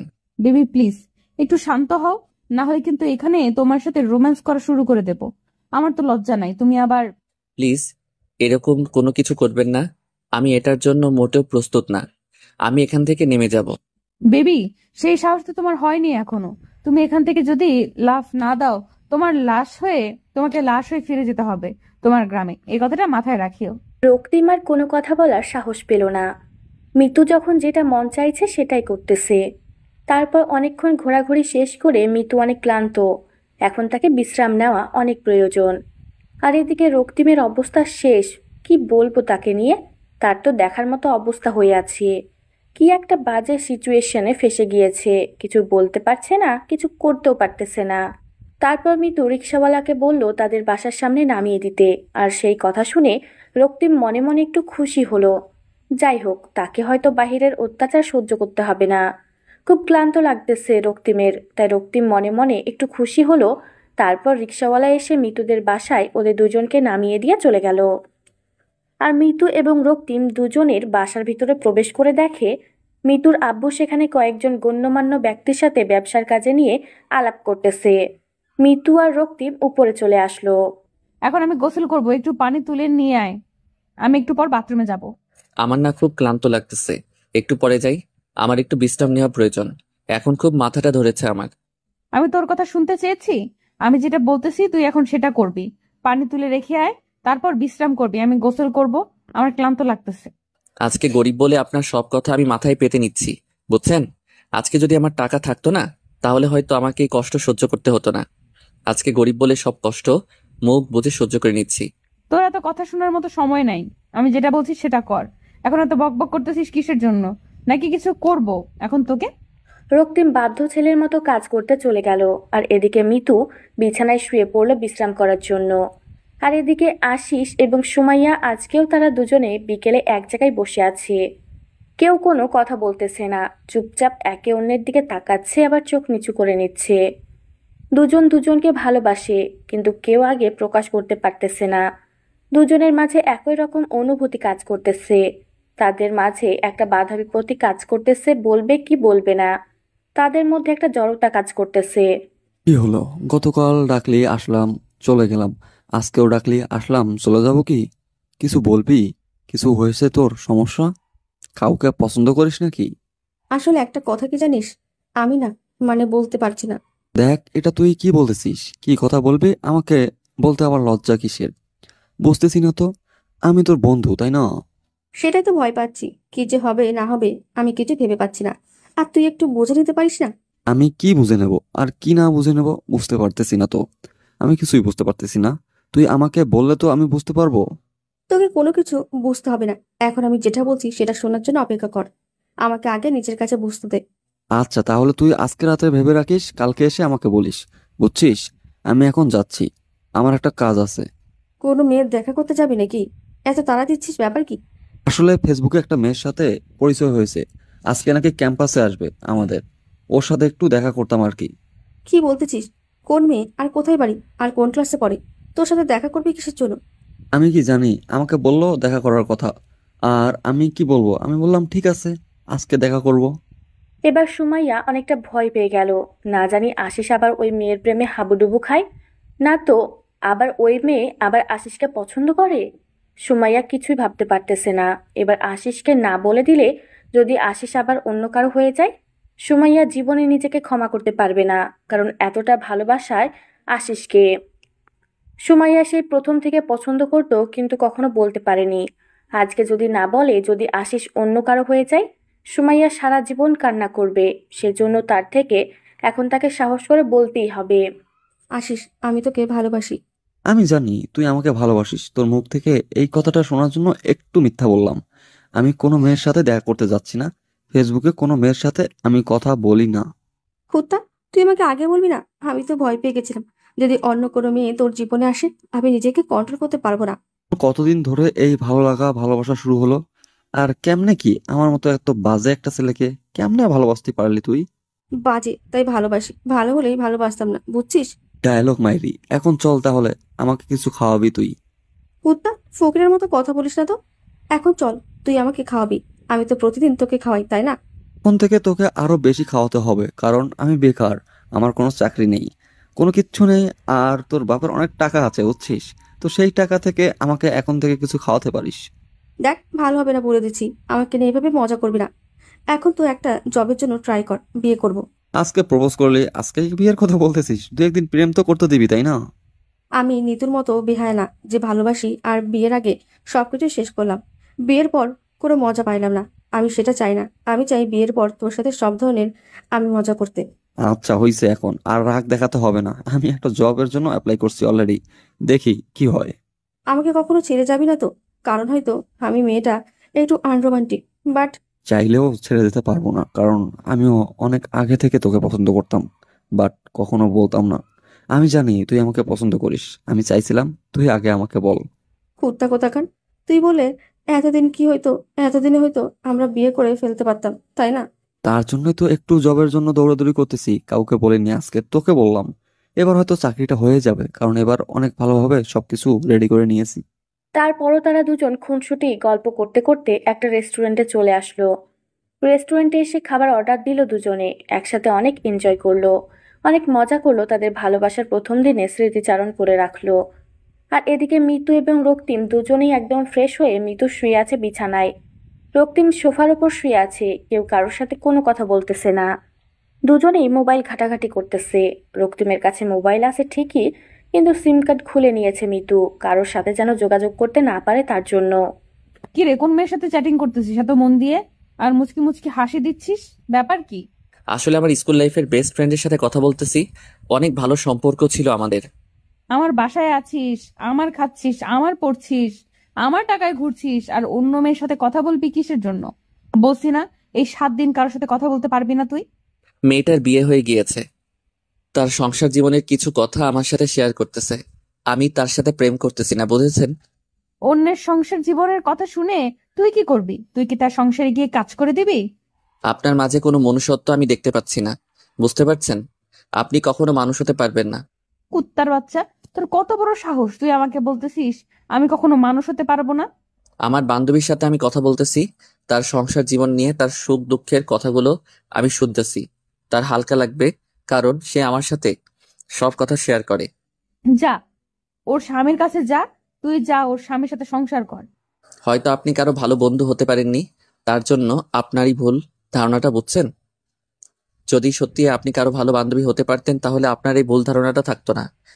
আজকে তো খুব বড় বড় কথা বলেছিস, ব্যাপার কি তোর? তোকে কি আমি এখন পিটাবো? আঙ্কেল কিন্তু বাসায় আছে, বুঝছেন? আর সাথে মেহমান আছে। আমি চাই না এখন কোনো সিন ক্রিয়েট করতে। তোকে এখন কোনো কিছুই বলবো না, রাত হোক তারপর দেখ। আজকে তোকে আমি কি মজাই না দেখাই, তোকে যে কি পরিমাণ অত্যাচার করব আজকে। আপনি কত ছোট মনের মানুষ, বুঝছেন? আপনাকে আমি না দেখলে বুঝতেই পারতাম না। আমার মতো একটা গরিব ছেলেকে তুলে নিয়ে এসে তার সাথে সবকিছুই করতেছেন। আপনি যদি ভালো মনের মানুষ হতেন, তাহলে এগুলো থেকে অনেকটা দূরে থাকতেন। আপনার যদি এসব করার ইচ্ছা থাকে, আপনার একটা মনের মানুষকে বিয়ে করেন, তার সাথে সারা জীবন সময় কাটান, দেখবেন যে আপনার জীবনের সেরা কিছু মুহূর্ত আপনার লাইফে চলে আসবে। এভাবে কিন্তু জীবন চলে না, বুঝছেন? আমাকে জ্ঞান দিতে আসবি না, বুঝছিস? তাহলে কিন্তু তোর ভালো হবে না, কথাটা মাথায় রাখিস। আমি খুব ভালোভাবে জানি আমার ভালো হবে না, তাই এসব বলতেছি। মিতু আর নিজেকে কন্ট্রোল করতে পারল না, উঠে গিয়ে রক্তিমের ঠোঁট নিজের ঠোঁট দুটো বসিয়ে দিল। রক্তিমের ঠোঁটে ইচ্ছে মতো কামড় বসিয়ে দিতে লাগলো, রক্তিমের গলায় কামড় বসিয়ে দিতে লাগলো এবং বুকে আঁচড় দিতে লাগলো, যাতে করে রক্ত বের হয়। আর রক্তিমের অনেক কষ্ট হয়, অনেক যন্ত্রণা হয়। আমার ওইটা খাবেন না প্লিজ, আমার কষ্ট হচ্ছে। এটা খেলেই তো আমি বেশি মজা পাবো, এটা না খেলে তো আমি মজা পাবো না, বুঝছিস? তুই তো চুপচাপ করে থাক। আমি বুঝতে পারতেছি না আপনি কেন এত নোংরা কাজ করতেছেন, প্লিজ আমাকে ছেড়ে দেন। তুই চুপচাপ থাক আর নে, তুই এখন এই দুইটা খা, বুঝছিস? আমার পক্ষে সম্ভব না, আমি এত নোংরা কাজ করতে পারবো না, প্লিজ আপনি এখান থেকে সরে যান। ভালোই ভালোই বলতেছি, তাই গায়ে লাগতেছে না, তাই না? এখন যদি আবার বেশি রকম করে ফেলি, তখন তো আবার সুসুর করে খাবি। আপনি এটা মোটেও ঠিক করতেছেন, আমার সাথে এর জন্য আপনাকে একদিন পস্তাতে হবে। সেটা পরে দেখা যাবে, এখন যেটা করতে বলছি সেটা কর, না হলে কিন্তু খুন করে ফেলবো। আমার হাতে দেখতে পাচ্ছিস সেটা কি? আজকে কিন্তু 6ষ্ঠতম দিন, কালকে আমাকে প্লিজ বিদায় করে দিবেন। আমি এসব কাউকে বলবো না, আমি চলে যাবো এই শহর থেকে। আচ্ছা ঠিক আছে, এখন তুই আমাকে মজা দিবি, আর যদি আমাকে ইচ্ছা মতো মজা দিতে পারিস তাহলে কিন্তু আমি তোকে কালকে ছেড়ে দিব। মিতু কথা শুনে রক্তিম একটু সাহস পেল। তারপর মিতুকে তার ইচ্ছে মতো আদর করতে লাগলো, যেটা আদর করলে একটা মেয়ে একদম মাতাল হয়ে যেতে পারে, সেই লেভেলের আদর করতে লাগলো রক্তিম মিতুকে। মিতু অনেক মজা পাচ্ছে, তার ইচ্ছে করতেছে এখানে এসে হারিয়ে যেতে, এই সুখ থেকে যেন কখনো ফিরে না আসে। বেশ কিছুক্ষণ এভাবে তাদের রোমান্টিক মুহূর্ত পার করার পর রক্তিম মিতুকে ছেড়ে দিয়ে এক সাইডে গিয়ে বসে পড়লো আর চিন্তা করতে লাগলো যে কেন সে এত ভুল কাজ করতেছে। অনেক মজা হয়েছে জানিস, অনেক অনেক। আচ্ছা, তাহলে এখন আমি একটু বাইরে যাব, আমার কিছু ভালো লাগতেছে না। তারপর কালকে আমাকে প্লিজ যেতে দিয়েন। সেটা কালকে দেখা যাবে, আর এখন কোথাও বাইরে যাওয়া যাবে না তোর। আপনি কিন্তু আমাকে কথা দিয়েছেন, আর কথা দিয়ে প্লিজ অন্তত কথাটা রাখবেন আপনি। তুই কি আমাকে বিয়ে করবি? তাহলে আজকে তোকে আমি বিয়ে করতেছি কাজী অফিসে, চল। এসব আপনি কি বলতেছেন? আমি পারবো না আপনাকে বিয়ে করতে, প্লিজ আমাকে ছেড়ে দেন, আমি এসবের মাঝে নেই। আমি তো তোকে বিয়ে করব, তোকে ছাড়া তো অন্য কাউকে বিয়ে করব না। চল কাজী অফিস। আমাকে মাফ করবেন আপু, আমি পারবো না আপনাকে বিয়ে করতে, আমাকে ছেড়ে দেন প্লিজ। আমার সাথে এরকম করবেন না, তাহলে আমি আত্মহত্যা করতে বাধ্য হব। আমি কি তোকে ভালোবাসি? তুই আত্মহত্যা করতে চাইলে চুপ হয়ে যাই, তুই আত্মহত্যা করতে চাইলে চুপ হয়ে যাব। তোর যেটা খুশি সেটাই করবি, বিয়ে করব তোকে, এটাই ফাইনাল কথা। কেন আপনি আমার সাথে এরকম করতেছেন? আমার কি দোষ ছিল? আমি বাসায় যাব, প্লিজ আমাকে যেতে দেন। আমাকে বিয়ে কর, তোর বাসায় রেখে আসবো, সত্যি আমি তোকে তোর বাসায় দিয়ে আসবো। না, আমি এটা করতে পারবো না, আমি আপনাকে বিয়ে করতে পারবো না, প্লিজ আমাকে যেতে দেন। কখনোই না। এখন যদি তুই যেতে চাস তাহলে আমি আব্বুকে বলে তোকে খুন করে সবকিছু ক্লিয়ার করতেছি, দাঁড়া। আমি বুঝতে পারতেছি না কেন আপনি আমার সাথে এরকম করতেছেন। আমি কি ভুল করেছি? আমি কি দোষ করেছি শুনি? আর একটা কথা যদি তুই আমার সাথে বলেছিস তাহলে কিন্তু তোর অবস্থা খুব খারাপ আছে। এখন যা, সুন্দরভাবে গোসল করে তারপর ফ্রেশ হয়ে রেডি হ, আমরা বিয়ে করতে যাচ্ছি। না, আমি এটা করতে পারবো না। আমাকে এখানে খুন করে ফেললেও আমি আপনাকে বিয়ে করব না, বিয়ে করব না, বিয়ে করব না। তোকে খুন না করে যদি তোর বাবা মাকে খুন করে তাহলে কি করবি বল? না মানে কি কি বোঝাতে যাচ্ছেন আপনি আমাকে? আমি তোর পরিবারের খোঁজ খবর নিয়েছি, বুঝছিস? তোর বাসা কোথায়, তুই কোথায় থেকে এসেছিস, সবকিছু আমি জানি, তাই বেশি নাটক না করে এখন যা। রক্তিম এবার নিরুপায়, বড়লোকের মেয়ে খোঁজ খবর নিতে পারে এটাই স্বাভাবিক। এখন যদি তার ভুলের কারণে তার বাবা মার জীবন হারাতে হয় আর তাকে বেঁচে থাকতে হয়, সে কখনোই পারবে না। তার বাবা মাকে ছাড়া বেঁচে থাকতে, তাই রক্তিমের ইচ্ছার বিরুদ্ধে গিয়ে গোসল করে ফ্রেশ হয়ে রেডি হতে লাগলো। আর এদিকে মিতু গোসল করে বউয়ের সাজে সাজতে লাগলো। সবাই জিজ্ঞেস করতেছে যে কেন এত সাজুগুজু করতেছে, বলতেছে সে এমনিতেই ঘুরতে যাবে। সবাইকে তো আগে থেকেই বলা আছে যে এই ছেলের সাথে কিছুদিন টাইম পাস করবে, তারপর ছেড়ে দিবে। কিন্তু তার আব্বু জানে তারা বিয়ে করেছে। এদিকে আশিস এবং সুমাইয়া দুজনে আজকে সকাল সকাল ঘুরতে বের হয়ে গিয়েছে। গতকাল তাদের সুন্দর একটা রিলেশনশিপ শুরু হয়ে গিয়েছে, তাই সকাল সকাল আজকে দুজনে অনেক সুন্দরভাবে সাজগোজ করে বেরিয়ে পড়েছে সারাদিন ঘোরাঘুরি করার জন্য, একে অন্যকে সময় দেওয়ার জন্য। সুমাইয়া চুপ থাকতে থাকতে এখন তার খুব খারাপ লাগতেছে। আর এদিকে আশিস চুপচাপ শুধু শহরটা দেখে যাচ্ছে আর ভাবতেছে কখন চাকরিটা হয়ে যাবে তার। কি হলো এইভাবে চুপ করে আছিস যে? ব্যাপার কি? কোনো কথা বলছিস না? মন খারাপ? আরে না, মন খারাপ হবে কিসের জন্য? এমনি ভাবতেছি আর কি। সেই ভাবাটা কি নিয়ে বুঝতেছি না তো। এরকম মুখ গোমড়া করে বসে আছিস ঘুরতে বের হয়ে। ভালো লাগতেছে না কিছু। জবটা যে কবে হবে আর কবে যে তোকে নিজের করে নিতে পারবো সেটাই কল্পনা করতেছি। এত অধৈর্য হচ্ছিস কিসের জন্য? ধৈর্য ধর, আমি তো আছি, তোকে ছাড়া কোথাও যাব না। যদি মরেও যাই, বুঝেছিস? বাস্তবতাটা কিন্তু অন্যরকম, বুঝছিস? আমি যদি কোনো কিছু করতে না পারি তোকে কখনোই নিজের করে নিতে পারবো না, কারণ তোর বাবা অনেক বড় লোক আর আমি গরিব ঘরের একটা ছেলে। আমার বাবা মোটেও এইরকম না। আর তার থেকে বড় কথা হচ্ছে, তুই যদি নিজেকে আর কখনো গরিব বলেছিস, তাহলে তোকে আমি ছেড়ে কথা বলবো না। আচ্ছা, এসব বাদ দে। আর তোকে দেখতে কিন্তু আজকে অনেক সুন্দর লাগতেছে। আমার ইচ্ছা করতেছে তোকে গভীরভাবে একটু ভালোবাসতে। এত রোমান্টিক মুড কিন্তু ভালো না, বুঝতেছেন মিস্টার? আনরোমান্টিক হয়ে আর কতদিন থাকবে শুনি মিসেস? সময় বলে দেবে কি আনরোমান্টিক আর কে রোমান্টিক, বুঝেছেন? সময় হোক, তারপর দেখিয়ে দেবো। ও আচ্ছা, তাই নাকি? আপনার সেই সময়টা কবে আসবে শুনি? যখন আমার সময়টা আসবে না, তখন দেখা যাবে আপনি অনেক ব্যস্ত হয়ে যাবেন। তাই বলতেছি, এখন এই সময়টা না হয় কাজে লাগিয়ে নেই। চলেন গিয়ে কোথাও বসি। অনেক ফাজলামি হয়েছে, এখন নামো, রেস্টুরেন্টে কিছু খাওয়া দাওয়া করি, ক্ষুধা লাগছে। আর এরকম আনরোমান্টিক মুডে থাকা বাদ দিয়ে একটু নর্মাল হও, বুঝেছো? পাশে যদি এরকম একটা সুন্দরী রমণী থাকে তাহলে কি নর্মাল হয়ে থাকা যায়? এরকম কাব্যিক কথা বাদ দেন, বাস্তবতায় ফিরে আসেন, বুঝছেন? এখন এখানে অনেক মানুষজন আছে। আচ্ছা, আমার পোড়া কপাল, কি আর করার তাহলে? আর কি করব, চুপ করে থাকি। সুমাইয়া মুচকি হাসি দিয়ে রিক্সা থেকে নেমে পড়লো। আর এদিকে আশিস সে রিক্সা থেকে নেমে সুমাইয়ার হাতে হাত রেখে দুজনে রেস্টুরেন্টের ভিতরে চলে গেল। গিয়ে বসলো আর ওয়েটারকে অর্ডার দিল। দেওয়ার পর তারা দুজনে বসে খুনসুটি করতেছে। আর এদিকে আশিস সুমাইয়ার হাত নিয়ে খেলা করতেছে। আর সুমাইয়ার খুব ভালোই লাগতেছে আশিস এরকম দুষ্টুমিগুলো। অনেকক্ষণ দুষ্টুমি করার পর তাদের খাবার চলে আসলো। তারা খাওয়া দাওয়া শেষ করে উঠে যাবে এই মুহূর্তে সুমাইয়ার ফোনে ফোন আসলো। সুমাইয়া ফোন হাতে নিয়ে দেখে যে মিতুর ফোন।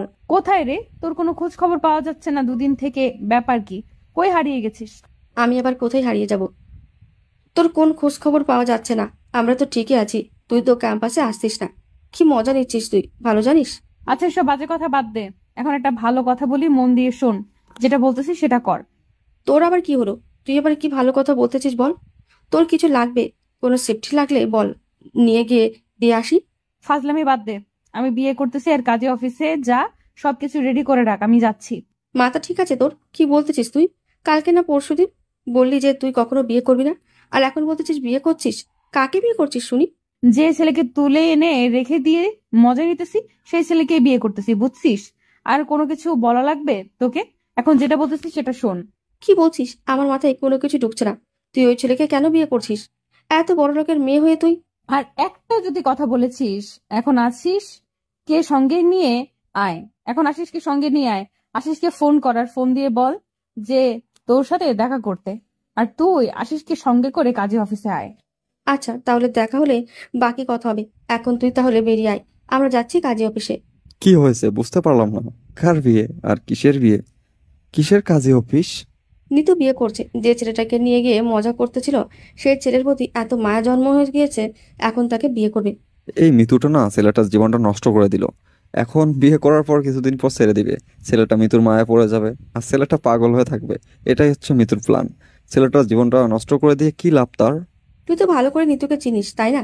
এখন আমি বাকিটা তোকে কি বলবো? তুই ওকে ভালো করে জানিস, আমি ওকে ভালো করে চিনি। ওর মাথায় যে কি চলছে আমি কিছুই বুঝছি না। আচ্ছা চল দেখি কি হয় কি না হয়। আগে একটু ওকে বোঝানোর চেষ্টা কর তুই, বিয়ে না করার জন্য। ছেলেটার জীবন নিয়ে খেলার কি দরকার? তোর কি মনে হয় ও আমার কথা রাখবে? আচ্ছা চল গিয়ে কথা বলি, তারপর দেখি কি হয় না হয়। তারপর আশিস এবং সুমাইয়া দুজনে কাজী অফিসের উদ্দেশ্যে রওনা দিল। আর এদিকে মিতু রক্তিমকে জোর করে গাড়িতে বসিয়ে নিল। রক্তিম মুখ গোমড়া করে আছে আর ভাবতেছে কেন সেই শহরে আসলো। এই শহরে না আসলে হতো তার জীবনটা অনেক সুন্দর থাকতো।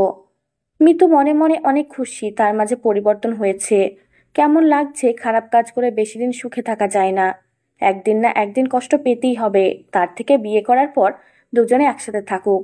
আর তার বাবা জানে মিতু ছেলেটাকে বিয়ে করেছে, আর তার বাবা ছেলেটাকে পছন্দ করেছে, আর মিতু একটু পছন্দ করে।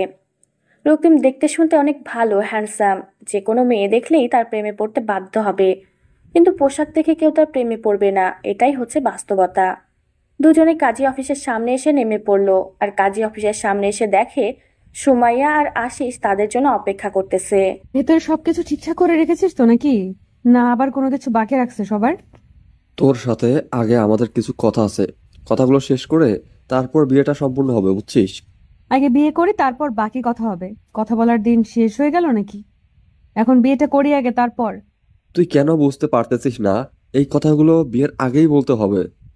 কথা বল, তাড়াতাড়ি শেষ কর। বিয়েটা করতে হবে তাড়াতাড়ি। আর সুমাইয়া, তুই এখানে দাঁড়িয়ে কি করতেছিস? ভেতরে যা, কাজী সাহেবকে সবকিছু রেডি করতে বল। সবকিছু বলে রাখছি, কোনো সমস্যা নেই। আগে কথাগুলো শোন, আশিস কি বলে তারপর না হয় দেখা যাবে। আমি বুঝতে পারছি না তোরা দুজন আমার সাথে এরকম করতেছিস কিসের জন্য? কি করছি আমি? তেমন কিছু না, আশিস নাকি তোকে কিছু কথা বলবে। কথাগুলো শোন, তারপর ডিসিশন নে কি করবি। আচ্ছা বল, তোর আবার কি জ্ঞান মাথায় আসলো? আর সেই জ্ঞান এখন আমাকে দিতে হবে শুনি? দেখ, ছেলেটা কিন্তু তোকে ইচ্ছাকৃতভাবে বিয়ে করতেছে না, তুই জোর করে তাকে বিয়ে করতেছিস। এটা কি একজন ব্যক্তির স্বাধীনতা দেওয়া হলো? তুই এই টপিক বাদ দিয়ে অন্য যে কোনো টপিক নিয়ে কথা বল আমার সাথে। আমি তোকে কিচ্ছু বলবো না, প্লিজ। দয়া করে এই টপিক নিয়ে আমার সাথে কোনো কথা বলবি না। দেখ দোস্ত, তুই একজন শিক্ষিত, তাই বলতেছি প্লিজ অশিক্ষিতদের মতো কাজ করিস না। ছেলেটার অবস্থা দেখ, একবার চোখ মুখ শুকিয়ে গিয়েছে ভয়ে। বলতেছি তো আমি সবকিছু ঠিক করে নেব। তুই কি আমাকে ভালো হওয়ার সুযোগ দিবি না নাকি? আর যদি এখন বলিস ছেলেটাকে ছেড়ে দিতে, তাহলে ছেড়ে দেব, কিন্তু পরে আবার আমাকে কোনো কিছু বলতে পারবি না। তুই কি ছেলেটাকে বিয়ে করে ভালো হয়ে যাবি? কিছুদিন পর তো ছেলেটাকে তোর ভালো লাগবে না, তখন ছেলেটাকে ছেড়ে দিবি আর ছেলেটা তোর মায়ায় পড়ে যাবে। তখন কি হবে ছেলেটার, একটু ভেবে দেখেছিস? কারো মায়াতে তো কখনো পড়িসনি। যা হয়েছে এখন চুপ থাক। আমি এসব নিয়ে কথা বলতেছি না। যা ভেতরে গিয়ে কাজী সাহেবের সাথে কথা বল সবকিছু রেডি করতে। আমরা ভেতরে যাচ্ছি। আচ্ছা, তোরা দুজন ভিতরে গিয়ে কাজী সাহেবের সাথে কথা বল, আমি ছেলেটার সাথে কথা বলতেছি। আর আমাকে তো বিশ্বাস করিস নাকি? তুই বিশ্বাস করি, কিন্তু এই বিশ্বাসঘাতকতা করিস না, যাতে করে আমাকে উল্টাপাল্টা কিছু করতে হয়। সেটাও কিন্তু ভেবে দেখিস। তাদের ভেতরে আয় দুজনেই। তারপর মিতু এবং সুমাইয়া দুজনে কাজী অফিসের ভিতরে গেল। এদিকে আশিস রক্তিমকে সাথে করে নিয়ে এক সাইডে গিয়ে দাঁড়িয়ে পড়ল। রক্তিমকে দেখেই বোঝা যাচ্ছে একদম ভয় আছে, কিন্তু আশিস এখন কি করবে বুঝতেছে না, যে সে এখানে কি করতে পারবে না, কারণ সেই ক্ষমতা তার এখানে নেই। আশিস রক্তিমকে সাথে করে নিয়ে আসলো একটু স্বাভাবিক করার জন্য। ভাইয়া, এত ভয় পাওয়ার কিছু নেই, বিয়ে তো করতেছে, আর যেভাবে কথা বললো তাতে মনে হচ্ছে না আপনার সাথে কোনো খারাপ কিছু করবে। ভাইয়া, আমার একটা অনুরোধ রাখবেন? আমি আমার বাবা মার ঠিকানা দিচ্ছি, আপনি গিয়ে তাদেরকে একটা জায়গায় রেখে আসবেন। আমি সেই ঠিকানাটা আপনাকে দিচ্ছি। আচ্ছা, এটা কেন করতে হবে? আপনার বাবা মা তো গ্রামে বাসায় আছে, ঠিক আছে, সমস্যা কি? ভাইয়া, আমি আপনার পায়ে ধরে বলতেছি, প্লিজ আমার এই উপকারটা করে দেন। আমার এই কাজটা আপনি করে দেন। আমি সারা জীবন আপনার কৃতজ্ঞতা প্রকাশ করব, প্লিজ। আচ্ছা ভাইয়া, আমি সবকিছু করে দেব। এখন তো কিছুক্ষণ আপনার সাথে আমি আছি না, আজকে সারাদিন তো প্রায় আপনার সাথেই থাকবো। সো যাওয়ার আগে আপনার কাছ থেকে ডিটেলস গুলো নিয়ে তারপর চলে যাব। ঠিক আছে ভাইয়া, একটু দয়া করে আমার এই কাজটা করে দিবেন ভাইয়া, প্লিজ, আপনাকে আমি অনুরোধ করতেছি। দেখেন ভাইয়া, আমিও কিন্তু বড়লোকের ছেলে না, আমি একজন কৃষকের ছেলে। আমি আপনার ব্যাপারটা বুঝতে পারতেছি, আপনার উপর দিয়ে কি যাচ্ছে। আমি আপনার উপকার করে দেব, নির্ভয়ে থাকেন। ধন্যবাদ ভাইয়া, আমার এই কাজটা করে দিলে আমি সারা জীবনের জন্য আপনার কৃতজ্ঞতা প্রকাশ করব। এখন আমরা ভিতরে যাই আর বিয়েটা করে নেন। আপনার নতুন জীবনের জন্য শুভকামনা রইল। আর কথা হচ্ছে যে, মিতু যেটা বলবে সেটা শুনে চলেন, তাহলে হয়তো আপনি ভালো থাকতে পারবেন, না হলে আমার মনে হয় না আপনি ভালো থাকতে পারবেন। সেটাই তো করতেছে ভাইয়া। কেন যে এই শহরে আসলাম, আর কেন যে আমার সাথে এরকমটা হলো, এটা কি আমার ভাগ্যে লেখা ছিল? আপনার সাথে ভালো কিছু হতে পারে, তাই খারাপ না তো কিছু হওয়ার চান্সও আছে। দেখা যাক ভাইয়া, আমার কপালে কি আছে। আশিস রক্তিমকে সাথে করে নিয়ে কাজী অফিসের ভিতরে গেল। কাজী অফিসের ভিতরে গিয়ে দেখে সবকিছু রেডি, খালি রক্তিমের সিগনেচার দিলেই হয়ে যায়। তারপর রক্তিমকে সিগনেচার দিয়ে দিল, আর তারা এখন থেকে দুজন বৈধভাবে স্বামী স্ত্রী। রক্তিমের জীবনটা নিমেষেই পাল্টে গেল, আর সাথে সাথে মৃত্যুর জীবনটাও। রক্তিম কোনোভাবে বুঝতে পারতেছে না যে মৃত্যু কেন এরকম একটা ডিসিশন নিল, আর কেনই তার জীবনটা নিয়ে খেলতেছে। সবকিছু শেষ করে তারা দুজন বাসার উদ্দেশ্যে রওনা দিল, আর সাথে আশিস এবং সুমাইয়া দুজনে তো আছে। আর এদিকে মিতুর বাবা অনেকটা রাগ নিয়ে বসে আছে, কখন মিতু বাসায় ফিরবে, কারণ মিতুর বাবা সবকিছু জেনে গিয়েছে যে তারা দুজন বিয়ে করেনি, এমনিতেই ছেলের সাথে রাত কাটাচ্ছে। আর এটা শোনার পর কোনো বাবা রাগটা চরম পর্যায়ে উঠতে থাকবে। মিতু গাড়ি থেকে নেমে যেই বাসার দিকে পা বাড়াবে, তখনই মিতুর বাবা মিতুর গালে এসে থাপ্পড় মেরে দিল।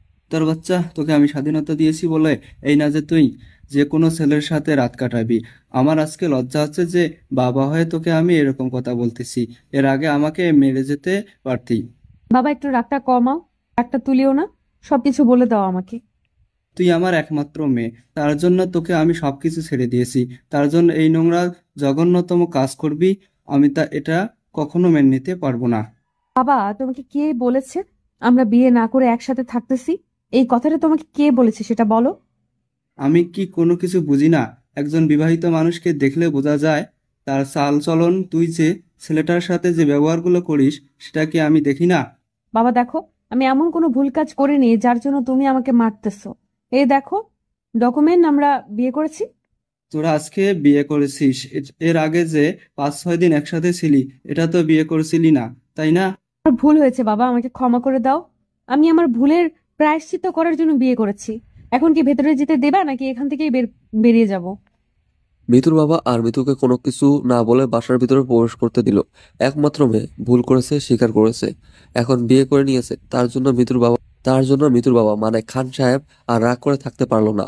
একমাত্র মেয়ে, কিছু বলতেও পারতেছে না, কিছু করতেও পারতেছে না। চুপচাপ এক সাইডে গিয়ে দাঁড়িয়ে বলল। মিতু রক্তিমের হাত ধরে নিজের রুমে নিয়ে আসলো, আর সাথে আশিস এবং সুমাইয়া রুমে আসলো। কুত্তার বাচ্চা, এখন বল, কোনো তো সমস্যা আছে এখানে থাকতে? দেখেন ম্যাডাম, আমি কিন্তু একজন মানুষের বাচ্চা। তা কি হয়েছে? তোকে আমি কুত্তার বাচ্চাই বলে সম্বোধন করবো, তোর কোনো সমস্যা আছে? আচ্ছা, আপনার খুশি, আমি তো আপনার গোলাম। সব গোলামকে যেটা খুশি সেটাই বলে সম্বোধন করবে মালিক, এটা স্বাভাবিক। বুঝতে পেরেছিস? তাহলে এত বকবক করতেছিস কিসের জন্য? চুপচাপ আমার জন্য এক কাপ কফি বানিয়ে নিয়ে আয়। আচ্ছা ঠিক আছে ম্যাডাম, আপনি যা বলবেন তাই। আর শোন, কাজের মেয়েকে বলিস বিস্কিট আর ফলমূল কেটে তাড়াতাড়ি রুমে পাঠিয়ে দিতে। আমার ফ্রেন্ডসরা এসেছে বললেই বুঝতে পারবে। ঠিক আছে বলতেছি। আর আমি কফি বানিয়ে নিয়েছি, আপনারা বসেন ভাইয়া। কথাটা বলে রুম থেকে বেরিয়ে গেল রক্তিম। চোখের কোণায় জমে থাকা পানি হাতের বুড়ো আঙ্গুল দিয়ে মুছে ফেলে দিল।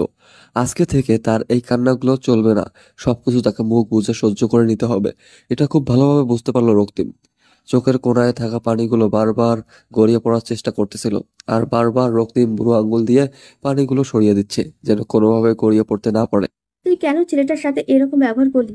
তোর সাথে যদি এরকম কেউ ব্যবহার করে, ছেলেটা কান্না করেছে। দেখ, আমি এত কথা বলতে পারবো না, ভালো লাগতেছে না। এখন চুপচাপ এখানে বস, অন্য কোনো বিষয় নিয়ে আড্ডা দে। এতদিন যা করেছিস, এখন অন্তত ভালোভাবে ব্যবহার কর ছেলেটার সাথে। এখন ছেলেটা তোর স্বামী। আচ্ছা ঠিক আছে, আমি ভালো চেষ্টা করব। এখন অন্তত প্লিজ হাত জোর করে বলতেছি, এসব বাদ দে, অন্য কোনো টপিক নিয়ে কথা বল। আর তোদের দেখা পাওয়া যাচ্ছে না, আগের মতো আসিস না, ব্যাপার কি? কিভাবে আসতে পারি বল? তোর বাসায় কি অবস্থা আর কখন তুই কোন অবস্থায় থাকিস বলা যায়? আগের নিতে তো এখন নেই। তুই যে বলিস না আমি আগের মতোই আছি, কিন্তু তোরা আগের মতো নেই। তোদেরকে দেখে কেমন জানি লাগছে আমার একটু। ব্যাপার কি বলতো? কোনো ব্যাপার নেই, এখন আমরা যাচ্ছি। তোর বিয়ের কাজ কমপ্লিট করে দিয়েছি, এখন আমার কিছু কাজ আছে, আমি যাচ্ছি। সুমাইয়া, তুই এখন যাবি নাকি এখানে আড্ডা দিবি? আমি এখান থেকে কি করব? আমার পড়াশোনা কিছু বাকি আছে, সেগুলো কমপ্লিট করতে হবে কালকে। আমার অ্যাসাইনমেন্ট আছে, সেগুলো জমা দিতে হবে। তাহলে চল, আমার ভাড়ার টাকাটা বেঁচে যাবে, তুই আমার ভাড়ার টাকাটা দিয়ে দিবি। আমি এক জায়গায় যাবো তো। কুত্তা, এই ফকিরের মতো চলন বাদ দে, চাকরি কর, বুঝেছিস? চাকরি করে তাড়াতাড়ি বিয়ে কর। এভাবে আর কতদিন চলবি? তোর বিয়েটা না খেয়ে কি করে বিয়ে করতে পারি? তোর বিয়েটা খাবো, তারপর আমারটা ভেবে দেখবো। যেমন আজকে মিতুর বিয়ে হয়ে গেল, তোরটাও তো হয়ে যাচ্ছে কয়েকদিন পর। দেখা যাবে কে কার বিয়ে খায়, বুঝছিস? এখন চল, আর মিতু থাক, তুই আর আমরা তাহলে আসি আজকের মতো। কি বলতেছিস তোরা? এইসব না খেয়ে যাবি? আর আমার বাসায় এসে তোরা না খেয়ে যাচ্ছিস, আর আমি সেটা মেনে নেব? তোর বিয়ের খাওয়া যদি নাস্তা করিয়ে বিদায় করিস তাহলে ফুল হবে। কালকে দেখা কর, কালকে রেস্টুরেন্টে গিয়ে আমাদের ট্রিট দে। তারপর ভেবে দেখবো, এখন আমরা কিছু খাবো না। সেটা তো খাওয়াবো, কিন্তু এখন অন্তত নাস্তা করে যা তোরা। হয়তো অনেকক্ষণ ধরে কিছু খাচ্ছিস না, তোদেরকে দেখে বোঝা যাচ্ছে। আমরা ঠিক আছি, আমরা এখন যাচ্ছি। তুই থাক, একটু তোর স্বামীর সাথে গল্পগুজব কর, আর তার সাথে ভালো ব্যবহার করার চেষ্টা কর। তার মনের মধ্যে যে ভুল ধারণা আছে তোর জন্য, সেটা ভাঙা। কথাটা বলে সুমাইয়া এবং আশিস দুজনেই বেরিয়ে গেল। আর এদিকে মিতু একা হয়ে গেল, বসে বসে ভাবতেছে আগে কতই না আড্ডা দিত। বেরিয়ে যেতে বললে বলতো যে কিছু না খেয়ে কখনোই যাবে না, কিন্তু আজকে দুজনেই না খেয়ে কেমনে জানি বেরিয়ে গেল। সবাই কেমন তার সাথে অন্যরকম ব্যবহার করতেছে। মিতু কি আসলেই রক্তিমের সাথে অনেক খারাপ ব্যবহার করে ফেলতেছে নিজের অজান্তেই? এতটা খারাপ তো মিতু ছিল না, তাহলে এখন কেন এতটা খারাপ হয়ে যাচ্ছে সে?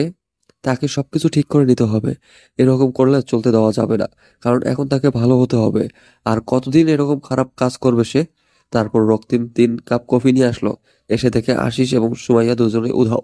মিতু একা মন খারাপ করে বসে আছে। এই নেন আপনার কফি। আর ভাইয়া অ্যান্ড আপুটা কই গেল? আচ্ছা, আমি কি সত্যিই তোমার সাথে অনেক খারাপ ব্যবহার করে ফেলেছি, তাই না? আপনি এসব কি বলছেন? আপনার মাথা ঠিক আছে তো? কি উল্টাপাল্টা কথা বলতেছেন? আমার মনে হচ্ছে আমি সত্যি আপনার সাথে অনেক খারাপ ব্যবহার করে ফেলেছি। এটা মোটেও ঠিক হচ্ছে না। আচ্ছা, আপনার হয়েছেটা কি বলবেন তো? আপনি আবার অসুস্থ হয়ে পড়লেন না তো? এরকম করে কথা বলতেছেন। কুত্তার বাচ্চা, আমি একদম ঠিক আছি। এখন ভালোভাবে কথা বলছি তো, মজা নিচ্ছিস তাই না? মজা নেওয়ার সাধ্য কি আর আমার আছে? আমি কি মজা নিতে পারি? হইছে, আর এভাবে চাপা মারতে হবে না। আশিস ভাইয়া কই গেল? ওনার সাথে তো ভালো করে কথাই বলা হলো না আমার। চলে গেছে, দুজনে দুজনের কাজ আছে তাই তারা চলে গিয়েছে। এখন তুই চাইলে তোর বাসায় যেতে পারিস, আমি তোকে কিছু বলবো না। আপনি সত্যি বলছেন তো? আমি বাসায় চলে যেতে পারবো? আমি একবার যেটা বলি সেটাই করি। তোর যদি মন চায় এখন তুই বাসায় যেতে পারিস, আমি তোকে কিচ্ছু বলবো না। আপনার হয়েছেটা কি বলবেন তো? আপনি এভাবে কথা বলতেছেন কেন? আপনার মন খারাপ কেমন জানি লাগতেছে আপনাকে, ব্যাপার কি? কোনো ব্যাপার না, এখানে আমি যেটা বলছি এখন তুই সেটা কর, যা ইচ্ছা তাই করতে পারিস। ঠিক আছে, তাহলে এই নেন আপনার কফি। আমি আমার বাসায় চলে যাচ্ছি। চলে যাবে কিছু বলবো না, কিন্তু আজকে আমাদের বিয়ে হয়েছে। যদি কখনো মনে হয় যে আমার কাছে তো ফিরে আসা উচিত, ফিরে আসিস, আমি ভালো হয়ে যাব। রক্তিম মিতুর কথা শুধু শ্রাবণ করলো, সেই কথায় আর কোনো পাত্তা দিল না। রক্তিম অনেক খুশি, সে এখন বাসায় যেতে পারবে আর তাকে কেউ কোনো কিছু বলবে না। রক্তিম আর বেশিক্ষণ দেরি করলো না, ঝটপট সবকিছু গুছিয়ে নিয়ে বেরিয়ে পড়লো। কেউ কিছু বলে ওঠার আগেই রক্তিম বেরিয়ে পড়লো আর একটা গাড়িতে করে স্টেশনে পৌঁছে গেল। আর ঝটপট টিকিট কেটে সে সোজা তার গ্রামের উদ্দেশ্যে মুহূর্তের মাঝে রওনা হয়ে গেল। অপেক্ষা করলো না, কারণ কতদিন পর তার বাবা মার সাথে সে কথা বলবে, কতদিন পর তাদের সাথে দেখা করবে। আর এদিকে মিতু একদম মনমরা হয়ে আছে, চুপচাপ হয়ে আছে। সে কি করবে না করবে ভেবে পাচ্ছে না। রক্তিম কোথায় চলে গেল এসব ব্যাগ গুছিয়ে নিয়ে? নিজ গ্রামে গিয়েছে, তার নাকি কিছু কাজ আছে, তার জন্য চলে গেল। তাহলে তুই ওর সাথে গিয়ে গ্রামটা ঘুরে দেখে আসতি, তোর মন ভালো হয়ে যেত। এবং মন খারাপ করে এখানে একা বসে আছিস। আমার যেতে ইচ্ছে করতেছে না, তাই আমি গেলাম না। ভালো লাগতেছে না কিছু, আমি একটু একা থাকতে চাই। এই সময়টা তো তোর রক্তিমের সাথে যাওয়ার উচিত ছিল, কারণ গ্রামে গেলে এমনিতেই তোর মন ভালো হয়ে যেত। যেতে ইচ্ছে করলে চলে যাব, তোমাকে বলা লাগবে না। যখন আমার যেতে ইচ্ছে করবে আমি ঠিকই চলে যাব। এখন তুমি গিয়ে বিশ্রাম করো, নাহলে অসুস্থ হয়ে পড়বে। দেখ, তোর যেটা ভালো লাগে তোর উপর তা, আর আমি জোর করতে পারি না। তোর মন যেটা চায় সেটাই কর। আচ্ছা বাবা, তাহলে তুমি গিয়ে বিশ্রাম করো, আমি একটু ঘুমাবো। ঘুম থেকে উঠে তারপর দেখি কি করা যায়, না হলে কালকে আমিও গ্রামে চলে যাব। তারপর খান সাহেব নিজের রুমে চলে আসলো এবং বিছানায় শুয়ে পড়লো। তার মেয়ের মতিগতি দেখে খান সাহেব সবকিছুই বুঝতে পারতেছে, কিন্তু খান সাহেব রাগারাগি করলো না, চুপ রইলো। এই অবস্থায় রাগারাগি করলে মেয়েটা খারাপ কিছু করে ফেলতে পারে, তাই এই টেনশনে তাকে রাগারাগি না করে চুপচাপ সেখান থেকে চলে আসলো খান সাহেব। খান সাহেব তো ছোট বাচ্চা না, তিনি সব খোঁজ খবর নিয়ে নিয়েছে তার মেয়ে কি করে না করে, কিন্তু একমাত্র মেয়ে বলে কিছু বলতে পারে না। যদি রাগ করে কোথাও চলে যায় কিছু বলতেও পারবে না। এখন তুই কোথায় যাবি? তুই যে বললি তোর কাজ আছে, কিন্তু আমার জানা মতে তোর কোনো কাজ নেই। আসলে ওই ছেলেটা আছে না রক্তিম, ওর বাবা মাকে একটা সেফ জায়গায় নিয়ে যাইতে হবে। কিসের জন্য জানি না, একটা ভয় কাজ করতেছে ওর মনে। তার জন্য আমাকে এই অনুরোধটা করেছে। কি বলতেছিস তুই? তুই কি এক গ্রামের বাসা চিনিস? আর তুই কেন এটা করতে যাবি? তোর কি ভয় লাগে না? আমার আবার কিসের জন্য ভয় লাগবে? এটা হয়তো মৃত্যু করেছে, তার জন্য হয়তো ছেলেটা ভয় পাচ্ছে তার বাবা মাকে নিয়ে। তুই চিনিস না, কিছু জানিস না, হুট করে ওই গ্রামে যাবি। আর ওর বাবা মা কি তোকে বিশ্বাস করবে? বিশ্বাস করবে কিনা জানি না, বাট ছেলেটা যেভাবে আমাকে বলেছে আমি না করে থাকতে পারলাম না, আমাকে যেতেই হবে।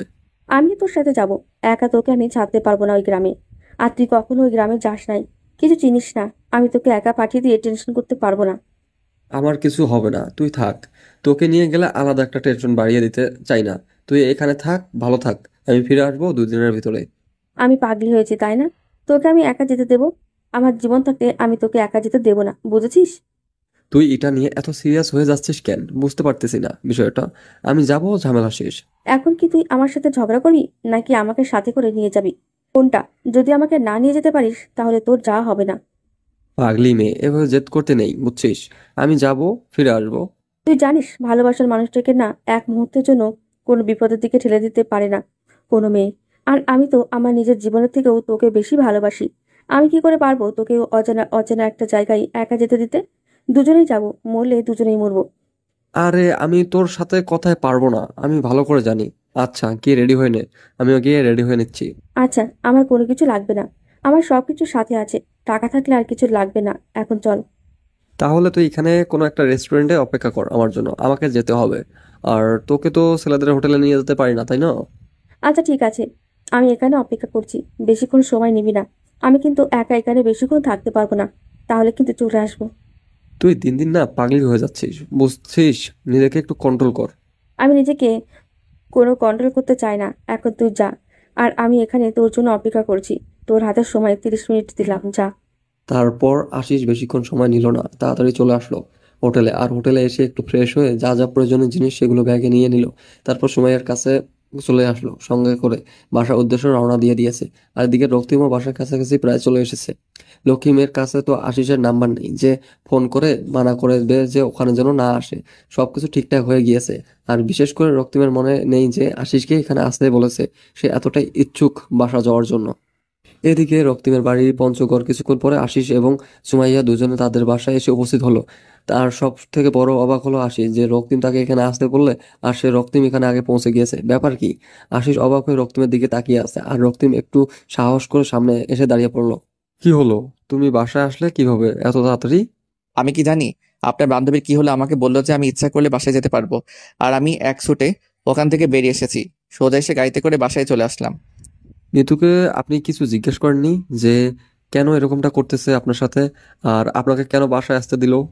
জিজ্ঞেস করেছিলাম তো উনি বলল যে আমার যা খুশি তাই করতে পারবো, উনি কোনো এখানে হস্তক্ষেপ করবেন না, তাই আমি আমার বাবা মার কাছে চলে আসলাম। আর আপনি যে মেয়েটাকে বিয়ে করলেন তার কি হবে? তাকে একদম ছেড়ে চলে আসলেন আপনি? এটাকে কি কেউ বিয়ে বলে? বলেন তো। আর এভাবে বিয়ে করলে কি বিয়ে হয়ে যায়? আপনার কথা ঠিক আছে, বাট মেয়েটা কেন আপনাকে বাসায় আসতে দিল? আর কেন সবকিছু ঠিকঠাক করলো? নাকি তাকে একবারও জিজ্ঞেস করেছেন এটা আপনার সাথে আসবে নাকি না? কি যে বলেন না, মিতু এত বড় লোকের মেয়ে আসবে আমার এই ভাঙা বাড়িতে? আপনি তো দেখতেই পাচ্ছেন। আপনার যেহেতু বিয়ে করা বউ আসতেও পারতো, তাই না? আর যেমন করে হোক আপনাদের তো বিয়ে হয়ে গিয়েছে। আপনারা তো এখন বৈধভাবে স্বামী স্ত্রী। কি যে বলেন না আপু, আপনার মাথা ঠিক নেই। আচ্ছা আপু, আপনারা বসেন, নাস্তা করেন, আজকে থাকবেন আর গ্রামটা ঘোরাঘুরি করে কালকে চলে যাবেন শহরে। না ভাইয়া, আজকে আমরা তাহলে ফেরত যাব, আমাদের এক্সাম আছে তো। আর তোমার কথাটা রাখার জন্য আমি এসেছিলাম, আর তুমি এসেই পড়েছো, তাহলে থাকো, আমরা চলে যাচ্ছি। কি যে বলেন না ভাইয়া, আপনারা আজকে যেতে পারবেন না। আজকে আমার এই গরিবের ভাঙা বাড়িতে আপনাদের থাকতে হবে, আর কালকে গ্রামটা ঘুরে দেখে বিকেলে চলে যাবেন। আজকে থাকতে পারতেছি না ভাইয়া, আমরা আজকে আমাদেরকে চলে যেতেই হবে। আমরা তো তোমার বাসা দেখলাম, যে কোনো একদিন হুট করে চলে আসবো, আর সেদিন এসে তোমার গ্রামটা পুরোটা ঘুরে দেখবো, 2 দিন থাকবো। আচ্ছা একটু ভেবে দেখেন আজকে কি থাকা যায় কি না। থাকলে আমার অনেক ভালো লাগতো, আপনাদের সাথে অনেক আড্ডা দিতাম। না ভাইয়া, তাহলে আমরা আজকে ব্যাগ যাচ্ছি, তোমার সাথে খুব শীঘ্রই দেখা হবে ইনশাল্লাহ। তারপর আশিস সুমাইয়ার হাত ধরে সেখান থেকে চলে আসলো। সুমাইয়া একটু অবাক লাগতেছে যে আশিস তো এরকম করে না, কারোর সাথে কথা বলে না, সবসময় হাসি খুশি ভাবে সবার সাথে কথা বলে। আজকে কেমন জানি একটা রাগ করে তার ভিতরে অনুভব করতেছে সুমাইয়া। কিন্তু সুমাইয়া কেন চুপ করে, কিন্তু সুমাইয়া কোনো কথা না বলে চুপচাপ করে আছে, কোনো কথা বললো না। হয়তো আশিস যেটা করতেছে ঠিক করতেছে। তারপর তারা যখন সেখান থেকে বেরিয়ে আসার সময় আশিসকে কোনো কিছু বলার সাহস আছে নাকি, কারণ আশিসের দিকে তাকিয়ে বোঝা যাচ্ছে যে আশিস এর অনেক রাগ আছে। সুমাইয়া চুপ করে রইলো, আর আশিস একদম চুপ করে আছে, কোনো কথা বলতেছে না, গম্ভীর হয়ে বসে আছে। আমরা কিন্তু আজকে ওখানে থেকে যেতে পারতাম, বুঝছো? গ্রামটা কিন্তু অনেক সুন্দর। দেখতে পাচ্ছিস না রাস্তাগুলো কত সুন্দর, আর চারপাশে সবুজে ভরা। আমরা এখন মিতুর বাসায় যাব, আরো কি হয়েছে না হয়েছে সেটা শুনবো, তারপর বাকি কথা হবে। ওর এখন কোন ভূতে ধরেছে নাকি আর কি করতেছে নিজেই তো বুঝতে পারছি না আমি। যতই হোক, ও আমাদের কিন্তু অনেক ছোটবেলার ফ্রেন্ড, আর হঠাৎ করে কি এমন ঘটে গেল যে এটা করলো? আচ্ছা চল তাহলে নিতুর বাসায় যাই, গিয়ে দেখি ওর আবার কোনো বিব্রতি ধরলো না তো, তারপর বোঝা যাবে এখন। তারপর সুমাইয়া এবং আশিস দুজনের মিতুর বাসার উদ্দেশ্যে রওনা দিল। মিতুর বাসায় গিয়ে দেখে বাইরে মিতু একা হাঁটাহাঁটি করতেছে, আর ফোনে গান বাজতেছে। মিতু, সুমাইয়া আর আশিসকে দেখে অবাক হয়ে গেল। এই সময় তারা এখানে একটু আগে তো কাজের কথা বলে বেরিয়ে গেল। সব ভালোবাসা সবার মন মতো হয় না। যদি আজকে মিতু রক্তিমের সাথে এই ব্যবহারগুলো না করতো, আর রক্তিম থাকতো অপর প্রান্তে আর মিতু থাকতো অপর প্রান্তে, কেউ কারো দেখা পাইতো না। কখন কার জীবনে কি ঘটে যায় কেউ বলতে পারে না। কখন যে কার লাইফে কে চলে আসে কেউ সেটা বলতে পারবো না। উপরওয়ালা আগে থেকেই সবার লাইফে একজন ফিক্সড করে রেখেছে। আমরা যে এদিক ওদিক ছোটাছুটি করি এটা বৃথা, এটা নিজের সময় অপচয় করা ছাড়া আর কিছুই না। তোমার ভাগ্যে যে আছে তুমি ঠিকই একদিন তাকে খুঁজে পাবে, আর তার সাথেই তোমার যতদিন না দেখা হবে তুমি ততদিন কোনো মেয়ে বা কোনো ছেলের কাছে গিয়ে সুখে শান্তিতে থাকতে পারবে না। তোমার জন্য যে পার্মানেন্ট তার কাছে যাও, তোমার থেকে সুখী পারছেন কেউ হবে না। কিরে তোরা দুজন আবার এখানে? তোরা না কোথায় যাবি? তোদের কি কাজ আছে? কাজের কথা বাদ দে, তোদের কি হয়েছে? রক্তিম বাসায় চলে গিয়েছে শুনলাম। তাকে যেতে দিয়েছি, নিজের সাথে নিজেই অনেক বোঝাপড়া করেছি। ছেলেটার সাথে অনেক অন্যায় করে ফেলেছি। তাহলে বিয়ের আগে এই কথাটা ভাবলি না কিসের জন্য? বিয়ে করেছিলি, ছেড়ে দিলি যে, আর এখন তুইও এদিকে তাকে নিয়ে ভাবতেছিস। বাদ দে ওসব কথা, আমার জীবন আমি দেখে নিব।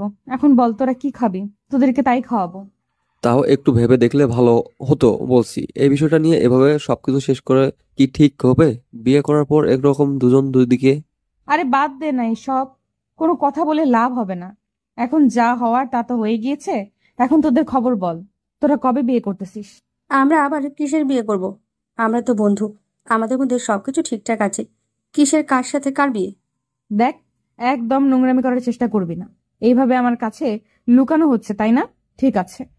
আসলে তুই তো আগে থেকে জানিস আমি আশিসকে পছন্দ করতাম, ওকে বলে দিয়েছি, আর আশিসও রাজি হয়ে গেছে, তাই একটু আর কি। ও আচ্ছা, তাহলে তো ভালো খবর। তো বিয়েটা কবে করতেছিস? কবে বিয়েটা অ্যাটেন্ড করতে পারবো? এই তো জবের জন্য ট্রাই করতেছি, জবটা হয়ে গেলে বিয়ে করতেছি, বেশি সময় নেব না। আমার বাবার অফিসের একজন ম্যানেজার লাগবে। তুই তো সেই পোস্টে নিযুক্ত হতে পারিস, যদি তোর খারাপ না লাগে যে তোর ফ্রেন্ডের রেফারেন্সে তুই চাকরি করবি। এটা যদি তোর ইগোতে না লাগে, আমাকে যদি ভালো বন্ধু মনে করিস, তাহলে আমি তোর জন্য কথা বলতে পারি। আমার আবার কিসের ইগো? তুই আমার বন্ধু, তুই আমাকে হেল্প করবি, আর আমি সেই হেল্প নিব না? আমি ওই রকম ছেলে না। আচ্ছা ঠিক আছে, তাহলে আমি আব্বুর সাথে রাত্রে এ বিষয়ে কথা বলে কালকে তোকে জানিয়ে দেব। ডাকে তুই একটু দেখে আসিস। আচ্ছা ঠিক আছে, তাহলে আমি যাবো, সমস্যা নেই। এখন চল, অনেক দিন থেকে ঘোরাঘুরি করা হয় না, একটু ঘোরাঘুরি করে আসি। আচ্ছা একটু ওয়েট কর, আমি ভেতরে গিয়ে তারপর গাড়ির চাবিটা নিয়ে আসতেছি। আমারও মন ভালো না, একটু বাইরে গেলে হয়তো মনটা ভালো হয়ে যাবে। তারপর তারা তিনজন বেরিয়ে গেল আড্ডা দেওয়ার উদ্দেশ্যে। যেদিকে তাদের ইচ্ছা করতেছে সেদিকেই যাচ্ছে। অনেকক্ষণ ঘোরাঘুরি করলো, রেস্টুরেন্টে খাওয়া দাওয়া করলো, অনেক মজা করলো। সবকিছু যেন ভুলে গিয়েছে এক মুহূর্তে মিতু। বন্ধুদের সাথে থাকলে কোনো কিছুই মনে পড়ে না, এটা স্বাভাবিক। সময়ে তারা ফাজলামি করে, নানা ধরনের টপিক নিয়ে কথা বলে। তারা পার্সোনাল লাইফে যত কষ্ট থাকুক না কেন, তার কোনো কিছুই মনে পড়ে না বন্ধুদের কাছে গেলে। এদিকে রক্তিম বাসায় এসে বাসার কাজ করতেছে, তার বাবাকে সাহায্য করতেছে কাজে, তার আম্মুকে হেল্প করতেছে। অনেকদিন পর রক্তিম মনে হচ্ছে যে নিজের ভিতরে স্বস্তি খুঁজে পেয়েছে। সবকিছু শেষ করে দিয়েছে সেখানে। অনেক ভালো কাটাচ্ছে দিনকাল। এভাবে চলতে থাকলে প্রায় আজকে 6 মাস হয়ে গেল। কেউ কারো কোনো খোঁজ খবর নিচ্ছে না। আর এদিকে আশিস এবং সুমাইয়া বিয়ে করে নিয়েছে 2 মাস হলো। আর আশিস কখনো রক্তিমের বাসায় যায়নি এবং মিতু কখনো খোঁজ খবর নেওয়ার চেষ্টাও করেনি। আমরা তো বিয়ে করে ফেললাম, আর রক্তিম ভাইয়ের গ্রামে যাওয়ার কথা তো আমাদের ছিল, গেলাম না। চলো না, এই ছুটিতে ওই গ্রামে গিয়ে কাটিয়ে আসি। আরে আমি তো ভুলেই গিয়েছিলাম ওর বাসায় যাওয়ার কথা, তুমি মনে করে দিয়েছো। যাই হোক, ভালোই হলো। তাহলে কালকে তুমি সবকিছু রেডি করে রাখিও, পরশুদিন যাবো। আচ্ছা ঠিক আছে, মিতুকে সাথে করে নিয়ে গেলে কেমন হয়? আমি ওকে বলবো না যে আমরা রক্তিম ভাইয়ের বাসায় যাচ্ছি। আইডিয়াটা কিন্তু মন্দ না, অনেকদিন থেকে সবাই একসাথে কোথাও যাওয়া হয় না। আমি অফিসের কাজে ব্যস্ত থাকি, তুমি বাসার কাজে ব্যস্ত থাকো। নিধু যে কি করতেছে তেমন খোঁজ খবর নেওয়া হয় না। আচ্ছা তাহলে তুমি গিয়ে ফ্রেশ হয়ে নাও, আমি তোমাকে খাবার দিচ্ছি রাত্রে। এখন মিতুকে জানাবো যে আমরা ঘুরতে যাচ্ছি, তুই আমাদের সাথে চল। আচ্ছা ঠিক আছে, তোমার যেটা ভালো মনে হয় সেটা করো। কিন্তু মিতু যদি বুঝতে পারে তাহলে হয়তো যাবে না। হয়তো তুমি মিতু ভুলে গিয়েছে ছেলেটাকে। তুমি পাগল নাকি? আমি ওকে বুঝতে দেবো নাকি? আমি ওকে কিছুই বলবো না, শুধু বলবো যে আমরা ঘুরতে যাচ্ছি, তুই আমাদের সাথে যাবি। আচ্ছা বউ পাখি, তাহলে তুমি তোমার কাজ চালিয়ে যাও, আমি ফ্রেশ হয়ে হচ্ছি। আশিস তার কাজে ব্যস্ত হয়ে পড়লো। আর সুমাইয়া মিতুকে সবকিছু জানিয়ে দিল। মিতু রাজি হয়ে গেল, কারণ অনেকদিন থেকে সে ঘরবন্দি হয়ে আছে। কিছু ভালো লাগতেছে না, বাইরে গেলে অবশ্য ভালো লাগবে। তার জন্য রাজি হয়ে গেল এক কথায়। আজকে তারা রক্তিমের গ্রামের উদ্দেশ্যে রওনা দিল, তিনজনে মিলে। মিতু এসবের কিছুই জানে না। মিতু এই রাস্তা চেনে না, বা কখনো রক্তিমের বাসায় যায়নি, কোনো কিছু জানে না কোথায় যাচ্ছে না যাচ্ছে। মিতু শুধু জানে তারা ঘুরতে যাচ্ছে। যখন গ্রামের আঁকাবাঁকা মেঠো পথে গাড়িটা প্রবেশ করবে, তখন মিতু অবাক হয়ে গেল যে এত সুন্দর গ্রাম। মিতু অবাক হয়ে গেল, অপরূপ সৌন্দর্য ভরপুর একটা গ্রাম দেখতে পাচ্ছে তারা। রক্তিমের বাসায় এসে পৌঁছে গেল। এখনো মিতু জানে না যে এটা রক্তিমের বাসা। মিতু জানে যে এটা হয়তো আশিস বা সুমাইয়া দুজনের কারো একটা আত্মীয়র বাসা। তারা এখানে গ্রামে আসে। আর আশিস গাড়ি থেকে নেমে সবাইকে গাড়ি থেকে নামিয়ে নিল। তারপর তিনজনে হেঁটে যাচ্ছে বাড়ির ভিতরের দিকে। রক্তিম মাত্র বের হচ্ছিল খেলতে যাওয়ার জন্য। বিকেল হয়েছে তো তার জন্য মাঠে যাবে একটু খেলাধুলা করার জন্য। বাইরে এসে আশিস সময়কে মিতুকে দেখে অবাক, আর সাথে মিতু আরো বেশি অবাক। আরে আশিস ভাইয়া, যে কি খবর, কেমন আছেন? আর এই গরিবের কথা তাহলে আপনার মনে পড়েছে? আরে কি যে বলো না ভাইয়া, বুঝি না, আপনার কথা কি ভোলা যায়? আমরা ঠিক আপনাকে মনে রেখেছি, কিন্তু আপনি আমাদের একদম ভুলে গিয়েছেন। কি যে বলেন না ভাইয়া, বাসা আসার পর থেকে তো অনেকদিন চাপে ছিলাম আর কি। কাজের চাপ, তারপর সবকিছু মিলিয়ে একটু নিজেকে ব্যস্ত রেখেছিলাম। ভাইয়া 6টা মাস হয়ে যাচ্ছে বুঝছেন। এই 6 মাসে আপনি একবার হলেও আমাদের কাছে যেতে পারতেন বা দেখাশোনা করতে পারতেন বা একবার হলেও ফোন করেও কথা বলতে পারতেন, তাই না? আসলে ভাইয়া আমার ফোনটা আমি রাস্তায় হারিয়ে ফেলেছিলাম, যার জন্য আমি কারোর সাথে কোনো যোগাযোগ করতে পারিনি। আর আমার সিম কার্ডটা তো ছিলই না ফোনে। আমাদেরকে ভিতরে নিয়ে যাবেন নাকি এখানে দাঁড়িয়ে দাঁড়িয়ে কথা বলবেন, তাড়িয়ে দিবেন, বুঝতেছি না। আমি দুঃখিত ভাইয়া, বুঝতে পারিনি। আপনাদের দেখে এতটাই অবাক হয়ে গিয়েছি যে ভুলে গেছি। ভিতরে আছেন ভাইয়া, ভিতরে আসেন সবাই। তুমি এখন তো বলবাই, আমরা বলার পর তুমি তো বলবাই, বুঝতে পারতেছি তো। খোঁজ খবর নাও না। আর এখন বাসায় এসেছি তাও মনে হচ্ছে তোমার বিরক্তি কাটেনি। লজ্জা দিবেন না আপু, আমি আসলে অবাক এতটাই হয়েছিলাম যে ভুলে গিয়েছিলাম, কিছু বলতে পারতেছিলাম না। প্লিজ রাগ না করে এখন একটু ভিতরে আসেন, আমাকে ক্ষমা করে দিয়েন। রাগ থাকলে কখনো আসতাম না এখানে, বুঝেছেন? আমরা এখানে এসেছি কয়েকদিন থাকবো। আপনার কি কোনো সমস্যা হবে? আরে কিছু হবে না, আমার আবার কিছু সমস্যা হবে? আপনারা চাইলে এখানে সারা জীবন থাকতে পারেন, আমার কোনো সমস্যাই হবে না। হইছে, অনেক বক বক করলেন, এখন চলেন ভিতরে আর তারপর দেখি কি হয়। তারপর সবাই ভিতরে প্রবেশ করলো। আর মিতুর মুখ থেকে এখনো কোনো শব্দ বের হয়নি। কি বলবে না বলবে বুঝতে পারতেছে না। কেমন জানি তার ভিতরে অন্যরকম একটা ভালো লাগা কাজ করতেছে। সবাই ভিতরে গেল। মিতু, সুমাইয়া, আশিস একটা রুমে গিয়ে বসলো। তারপর একে একে সবাই ফ্রেশ হয়ে এসে আড্ডা দেওয়ার জন্য প্রস্তুত নিল। এই সময় রক্তিম বাইরে গেল, সবাইকে বলে গেল যে 30 মিনিটের মধ্যে ফিরে আসবে। আসার পর সবাই গ্রাম দেখতে বেরিয়ে পড়বে। আর এই সময়টা যেন তারা রেস্ট করে একটু। তোরা আমাকে এই জায়গায় নিয়ে আসলি কিসের জন্য? আর তোরা যে আমাকে এখানে নিয়ে আসবি আগে বললি না কিসের জন্য? আগে বললে কি তুমি আমাদের সাথে এখানে আসতে? জীবনে আসতে না, তার জন্যই বলিনি। তোদের বলা উচিত ছিল, বুঝছিস? এখন আমি এখানে থাকবো না, এখান থেকে চলে যাব। আমাকে এখানে নিয়ে এসেছিস কিসের জন্য? আরে রাগ করতেছিস কেন? বুঝতে পারতেছি না। আমরা 2-1 দিন ঘুরে তারপরে চলে যাব। তুই না বললে সাথে কথা মনে করবে যে তুই চিনিস না। তোরা ভালো করে জেনে শুনে আমাকে এখানে নিয়ে আসছিস, আমি সেটা খুব ভালোভাবে বুঝতে পারতেছি। আমি এখানে থাকবো না, সকালে উঠে চলে যাব। আচ্ছা ঠিক আছে, তাহলে তোকে আমরা গিয়ে গাড়িতে তুলে দিয়ে আসবো। সমস্যা নেই। তুই যদি এখানে থাকতে না চাস তাহলে তো আমরা জোর করতে পারি না। স্বাধীনতা বলতে কিছু আছে। দেখ, আসিস তুই কেন এটা করতে গেলি? এখানে না এসে যদি অন্য কোথাও যেতে পারতে খুব ভালো হতো। আমি ভাবলাম তোদের সাথে আড্ডা দিয়ে মন মেজাজ ফুরফুরা হবে, কিন্তু তোরা। আচ্ছা, আমার ভুল হয়েছে। আমাকে কালকে বিকেলে এখান থেকে রওনা দেবো, অন্য কোথাও গিয়ে আড্ডা দেবো, বুঝছিস? তাও এখন একটু চুপ থাক, মন মেজাজ ঠিক রাখ। আমার কালকে এখান থেকে চলে যাব।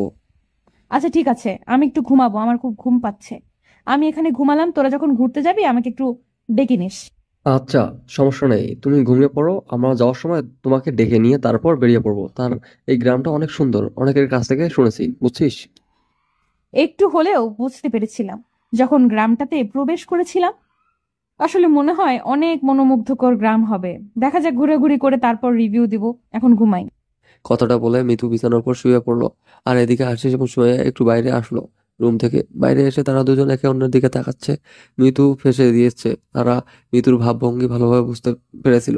মিতু চেয়েছিল যেন আশিস এবং সুমাইয়া তাকে কত আকতি মিনতি করে থাকার জন্য, কিন্তু তারা দুজন যখন বলল মিতু যেটা চায় সেটাই হবে, তখন মিতুর অবস্থা দেখার মতো ছিল। মিতু তো আর কোনো কথা বাড়াতে পারতেছিল না। ঘুমের বাহানা করে বিছানায় গিয়ে শুয়ে পড়ল। আশিস এবং সুমাইয়া আদরের নতুন বিবাহিত দম্পতি, তাদের তো একটু মাঝে একটু রোমান্স কিছু হবে, এটাই স্বাভাবিক। আশিস সুমাইয়ার পিছন থেকে সুন্দরভাবে জড়িয়ে ধরে আছে আর সামনের দিকে তাকিয়ে গ্রামের দৃশ্যগুলো দেখতেছে। আর এদিকে এই ফাঁকে আশিস দুষ্টুমি করে সুমাইয়ার গলায় তার ঠোঁট দুটো বসিয়ে দিচ্ছে। একটু আলতো করে সুমাইয়ার পেটে নিজের হাত দিয়ে স্লাইড করে দিচ্ছে। সুমাইয়া বারবার বাধা দেওয়ার সত্ত্বেও আশিস তার কাজ চালিয়ে যাচ্ছে। সুমাইয়া ভাবতেছে যদি কেউ হুট করে এসে পড়ে তখন কি হবে তাদের অবস্থা। কিন্তু আশিস তার কাজে মনোযোগ দিয়ে চালিয়ে যাচ্ছে। সুমাইয়ার অবস্থা অনেক ভালো লাগতেছে, অনুভূতিটা অন্যরকম। কিন্তু এই উপযুক্ত সময় এটা না, পরিবেশ। নিজের মনের মানুষকে পেলে ভালোবাসার উপযুক্ত কোনো জায়গা লাগে না। ভালোবাসতে গেলে নির্দিষ্ট কোনো কিছু স্পেস লাগে না, যেখানে সেখানে তার প্রিয়তমাকে ভালোবাসা যায়। আশিস সেই প্রমাণ দিচ্ছে সুমাইয়াকে। আর এদিকে মিতু চোখ বদ্ধ করে শুয়ে আছে। তার চোখে কোনো ঘুম নেই, সে বাহানা করেছে। সে শুধু ভাবতেছে কখন রক্তিমের সাথে সে ফাঁকা স্পেস একা কথা বলতে পারবে, আর সেখানে সুমাইয়া এবং আশিস থাকবে না। মনের কথাগুলো কখন সে রক্তিমকে বলতে পারবে যে রক্তিমকে ছাড়া সে মোটেও ভালো নেই। তারপর থেকে আর এদিকে রক্তিম তাড়াতাড়ি ফিরে আসলো বাজার সদাই করে, কারণ বাসায় মেহমান এসেছে, ভালো মন্দ খাওয়াতে হবে। তার উপর তারা অনেক বড়লোক এবং বড়লোকসের ছেলে মেয়ে। আর সব থেকে বড় কথা হচ্ছে তারা শহর থেকে গ্রামে এসেছে, এই প্রথম তার বাড়িতে কয়েকদিন থাকবে। তো তাদের আতিথেয়তা ভালো করে করতে হবে। গ্রামের মানুষ আর যেটাই করুক বা না করুক, শহর থেকে কেউ আসলে তার আতিথেয়তা কমতেই রাখে না, এটাই প্রমাণ দিচ্ছে রক্তিম। আর এদিকে মিতু। কেমন আছেন আপনি? এই তো কোনো রকম। বাসার কাজ করতেছি। পড়ালেখার খবর কি বাদ দিয়ে দিয়েছেন, নাকি এখন শুধু বাসায় কাজ করেন? হ্যাঁ, বাদ দিয়ে দিয়েছে। আব্বু আম্মু আর শহরে যাইতে দেয়নি, ভয় পাই যদি তাদের ছেলে আবার নিখোঁজ হয়ে যায়। বাবা মার কথা শুনে কি নিজের লাইফটা শেষ করে দিলেন নাকি? কোনো বাবা মা চায় না তার ছেলের জীবনটা নষ্ট হয়ে যাক। আমার বাবা মা বুঝে নিয়েছে যে আমার জন্য হয়তো বেটার হবে, সেটাই মেনে নিয়েছি। এতটা ভালোবাসেন আপনি আপনার বাবা মাকে? যাদের জন্য আমি এই পৃথিবীতে আসতে পেরেছি তাদেরকে ভালোবাসবো না তো কাকে ভালোবাসবো বলেন? যারা না হলে আমি এই পৃথিবীর মুখ দেখতাম না। অন্য সবাই তো এতটা বাবা মাকে ভালোবাসে না। এখন দেখেন, আমি আমার বাবাকে ততটা ভালোবাসি, বাট আপনার বাবা মার মাঝে এমন স্পেশাল জিনিস আছে যার জন্য আপনি আপনার বাবা মাকে এতটা ভালোবাসেন। বাবা মার ভালোবাসার মাঝে স্পেশাল কোনো কিছু খুঁজতে নেই। বাবা মার প্রতিটা মায়ের আঘাতে ভালোবাসা লুকায়িত থাকে, কিন্তু সবার কাছে সেই ভালোবাসার মূল্য হয়তো আমার মতো হয় না। তার জন্য তারা হয়তো তার বাবা মাকে এতটা ভালোবাসে না। আমি আপনার সাথে যেটা করেছি সেটার জন্য আমি অনুতপ্ত। আমি আবার আপনার কাছে হাত জোর করে মাফ চাচ্ছি। যা হওয়া তা তো হয়ে গিয়েছে, এখন সেটা নিয়ে আর কথা বলে লাভ কি বলেন? তাই বলতে চাচ্ছি, আমার জন্য আপনার জীবনটা নষ্ট হয়ে গেল। আমি যদি আপনার সাথে তখন ওইরকম না করতাম, তাহলে আজকে আপনি ভালো কিছু করতে পারতেন। এরকম গ্রামে খেটে খাইতে হইতো না আপনাকে। কই, আমি তো গ্রামে কোনো চাষাবাদ করি না। আমি একটা জব করতেছি ছোটখাটো, আর সেটা দিয়ে আমরা চলছি। আর বাবা খেতে কাজ করে। তাহলে তো ভালোই। তো এখন আপনার ভবিষ্যৎ প্ল্যানিং কি, কি করবেন বা কি করতে চাচ্ছেন? কোনো প্ল্যানিং নেই, যা হবে দেখা যাবে। এইভাবেই চলে যাচ্ছে দিনকাল। কোনো প্ল্যানিং করে কোনো কিছু হয় না, যা হয় হুটহাট করেই হয়ে যায়। এটা অবশ্যই ঠিক বলেছেন, যা হয় হুটহাট করেই হয়ে যায়। প্ল্যানিং করলে কোনো কিছু হয় না, সেটা আমি এখন বুঝি। আর এখন আমি সবকিছু ভালোভাবেই অনুভব করতে পারি। তারপর বলেন, আঙ্কেলের খবর কি? বাসায় থাকে এখন নাকি এখনো বাইরের দেশে? বাইরের দেশেই থাকে। ব্যবসার কাজ না করলে তো উনি আবার ভালো করতে পারে না, তাই ব্যবসার কাজে সব সময় নিজেকে ব্যস্ত রাখে। আর আমি একা। আপনি একা থাকবেন কেন? আপনার টাকার অভাব আছে? যে কোনো একটা ছেলেকে তুলে রাখলেই তো হয়, তাই না? জীবনে কিন্তু একবার ভুল করে, কিন্তু দ্বিতীয়বার ভুলটা কখনো করতে চায় না, যদি সেই মানুষটা জানে কাজটা ভুল। যাই হোক, অন্তত বুঝতে পেরেছেন যে আপনার কাজটা ভুল ছিল, আর আপনি সেটাতে অনুতপ্ত। ওরা দুজন কি সুন্দর উপভোগ করতেছে ওদের সুন্দর জীবনটা, আর আমরা? ওদের মাঝে নিঃস্বার্থ ভালোবাসা আছে, তার জন্য মনে হয় সুখী। আর আপনার মাঝে হয়তো সেই ভালোবাসা ছিল না। হয়তো আমি অন্যরকম ছিলাম, নিজের ভুলগুলো সব সময় ঠিক মনে করতাম। বাদ দেন এসব কথা। এসব কথা বলে আর লাভ কি? চলেন সামনে গিয়ে বসি। ওইখানে সুন্দর একটা মনোরম পরিবেশ আছে। আমার মন খারাপ থাকলে আমি ওইখানে বসে থাকি। আপনি কি ভুলে যাচ্ছেন যে আমরা স্বামী স্ত্রী, আর আপনি কি ফিরে আসবেন না আমার লাইফে? আমি চাই আপনি ফিরে আসুন আমার লাইফে। আমি কি বলেছিলাম কখনো আপনার কাছে আমি কোন অধিকারে নিয়ে গিয়ে দাঁড়াবো না? আগে তো কোনো অধিকার নিয়ে দাঁড়াতে বলিনি, আমি এসেছি অধিকার নিতে। চাইলে কিন্তু সবকিছু সম্ভব, বুঝেছেন? অনেকটা পথ পেরিয়ে এসেছি, অনেকদিন হয়ে গিয়েছে। এসব কিছু ভুলে যাওয়া উত্তম হবে। ভুলের ক্ষমা কি আপনি আমাকে কখনোই করবেন না? আমি অনেক আগেই আপনাকে ক্ষমা করে দিয়েছি, বুঝেছেন? এসব আমার মনে কোনো কিছু নেই, শুধু আমি আমার বাবা মাকে নিয়ে হাসি খুশি থাকতে চাই। কেউ সেই জায়গা থেকে একটু ভালোবাসা দিবেন। আমি আপনার কাছেই থেকে যাব। আমার আর একাকিত্ব ভালো লাগে না, বুঝছেন? মরে যেতে ইচ্ছে করে। একাকী থাকবেন কিসের জন্য? বিয়ে করেন, সংসার করেন, সুখে থাকেন। তো করেছি, তাই না? আর কতবার বিয়ে করতে বলেন?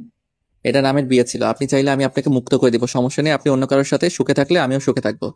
আমার জন্য কি আপনার মনের গহীনে কোনো ফিলিংস নেই? একটাবার ইচ্ছা করে না যে আমার সাথে সারা জীবন পার করে দিতে? ইচ্ছা করলে সব ইচ্ছা পূরণ হয় না। আপনার লাইফস্টাইল আর আমার লাইফস্টাইল রাত দিন তফাৎ।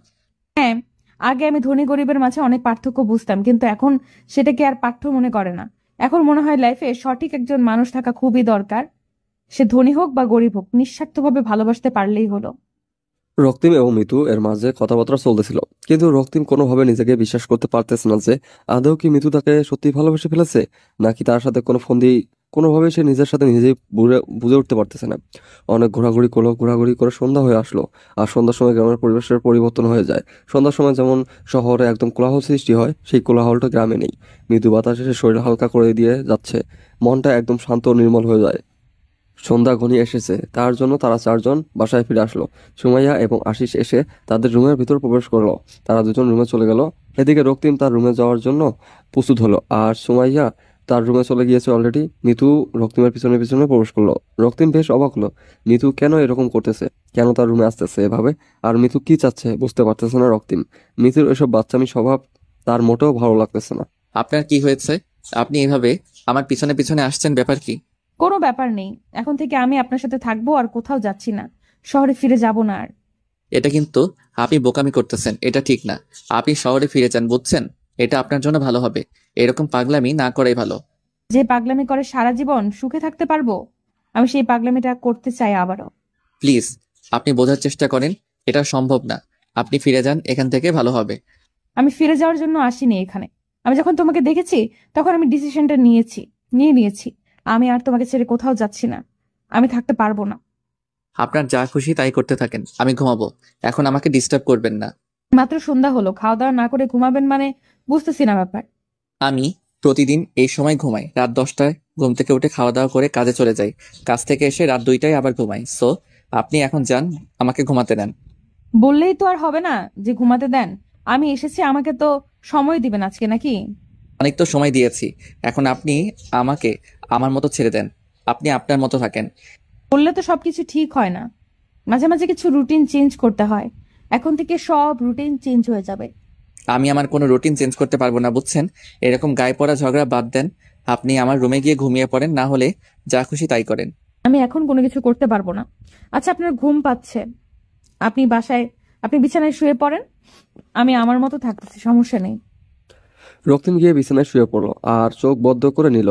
এদিকে মিতু মুচকি হাসি দিয়ে নিজের দেহে থাকা অলংকারগুলো খুলে এক সাইডে রেখে দিল। এই বাসার ভিতরের পরিবেশটা অনেক সুন্দর। ভেতর থেকে দেখলে মনে হচ্ছে না যে এটা গ্রামের মাঝে। অনেক মহিলা এসেছে মিতু আর সুমাইয়া এবং আশিসকে দেখার জন্য, কিন্তু বাসার ভিতরে কাউকে প্রবেশ করতে দেওয়া হয়নি। সন্ধ্যার সময় হয়েছে তার জন্য সবাইকে বলা হয়েছে কালকে সকালে এসে যেন দেখার জন্য। মিতু তার শরীরে থাকা সব গহনা খুলে রেখে দিল। রক্তিমের শরীরের উপর মাথাটা রেখে শুয়ে পড়লো। রক্তিম উঠতে চাইলে মিতু শক্ত করে রক্তিমকে ধরে যায়, ফলে রক্তিম আর উঠতে পারে না। কি করতেছেন আপনি এসব? প্লিজ আপনি রুম থেকে বেরিয়ে যান, প্লিজ। আমি আপনার স্ত্রী, আর আমার স্বামীর কাছে আমার যে হক আছে আমি সেটা আদায় করতে যাচ্ছি। কেন আপনি এরকম করতেছেন আমি বুঝতে পারতেছি না। প্লিজ আমাকে ছেড়ে দেন, আমি পারবো না এরকম কোনো কিছু করতে। আপনাকে তো কোনো কিছু করতে হবে না, যা করার আমি করব। আপনি শুধু আমাকে ভালোবাসবেন। বলতেছি তো আমার পক্ষে সম্ভব না, তারপরও কেন আপনি জোর জবরদস্তি করতেছেন আমাকে? তার বাচ্চা, একদম মেরে ফেলবো কিন্তু। মেজাজ গরম করবি না, অনেকক্ষণ থেকে ভালো করে কথা বলতেছি, গায়ে লাগে না তাই না? আপনি হয়তো ভুলে যাচ্ছেন এটা আমার বাসা।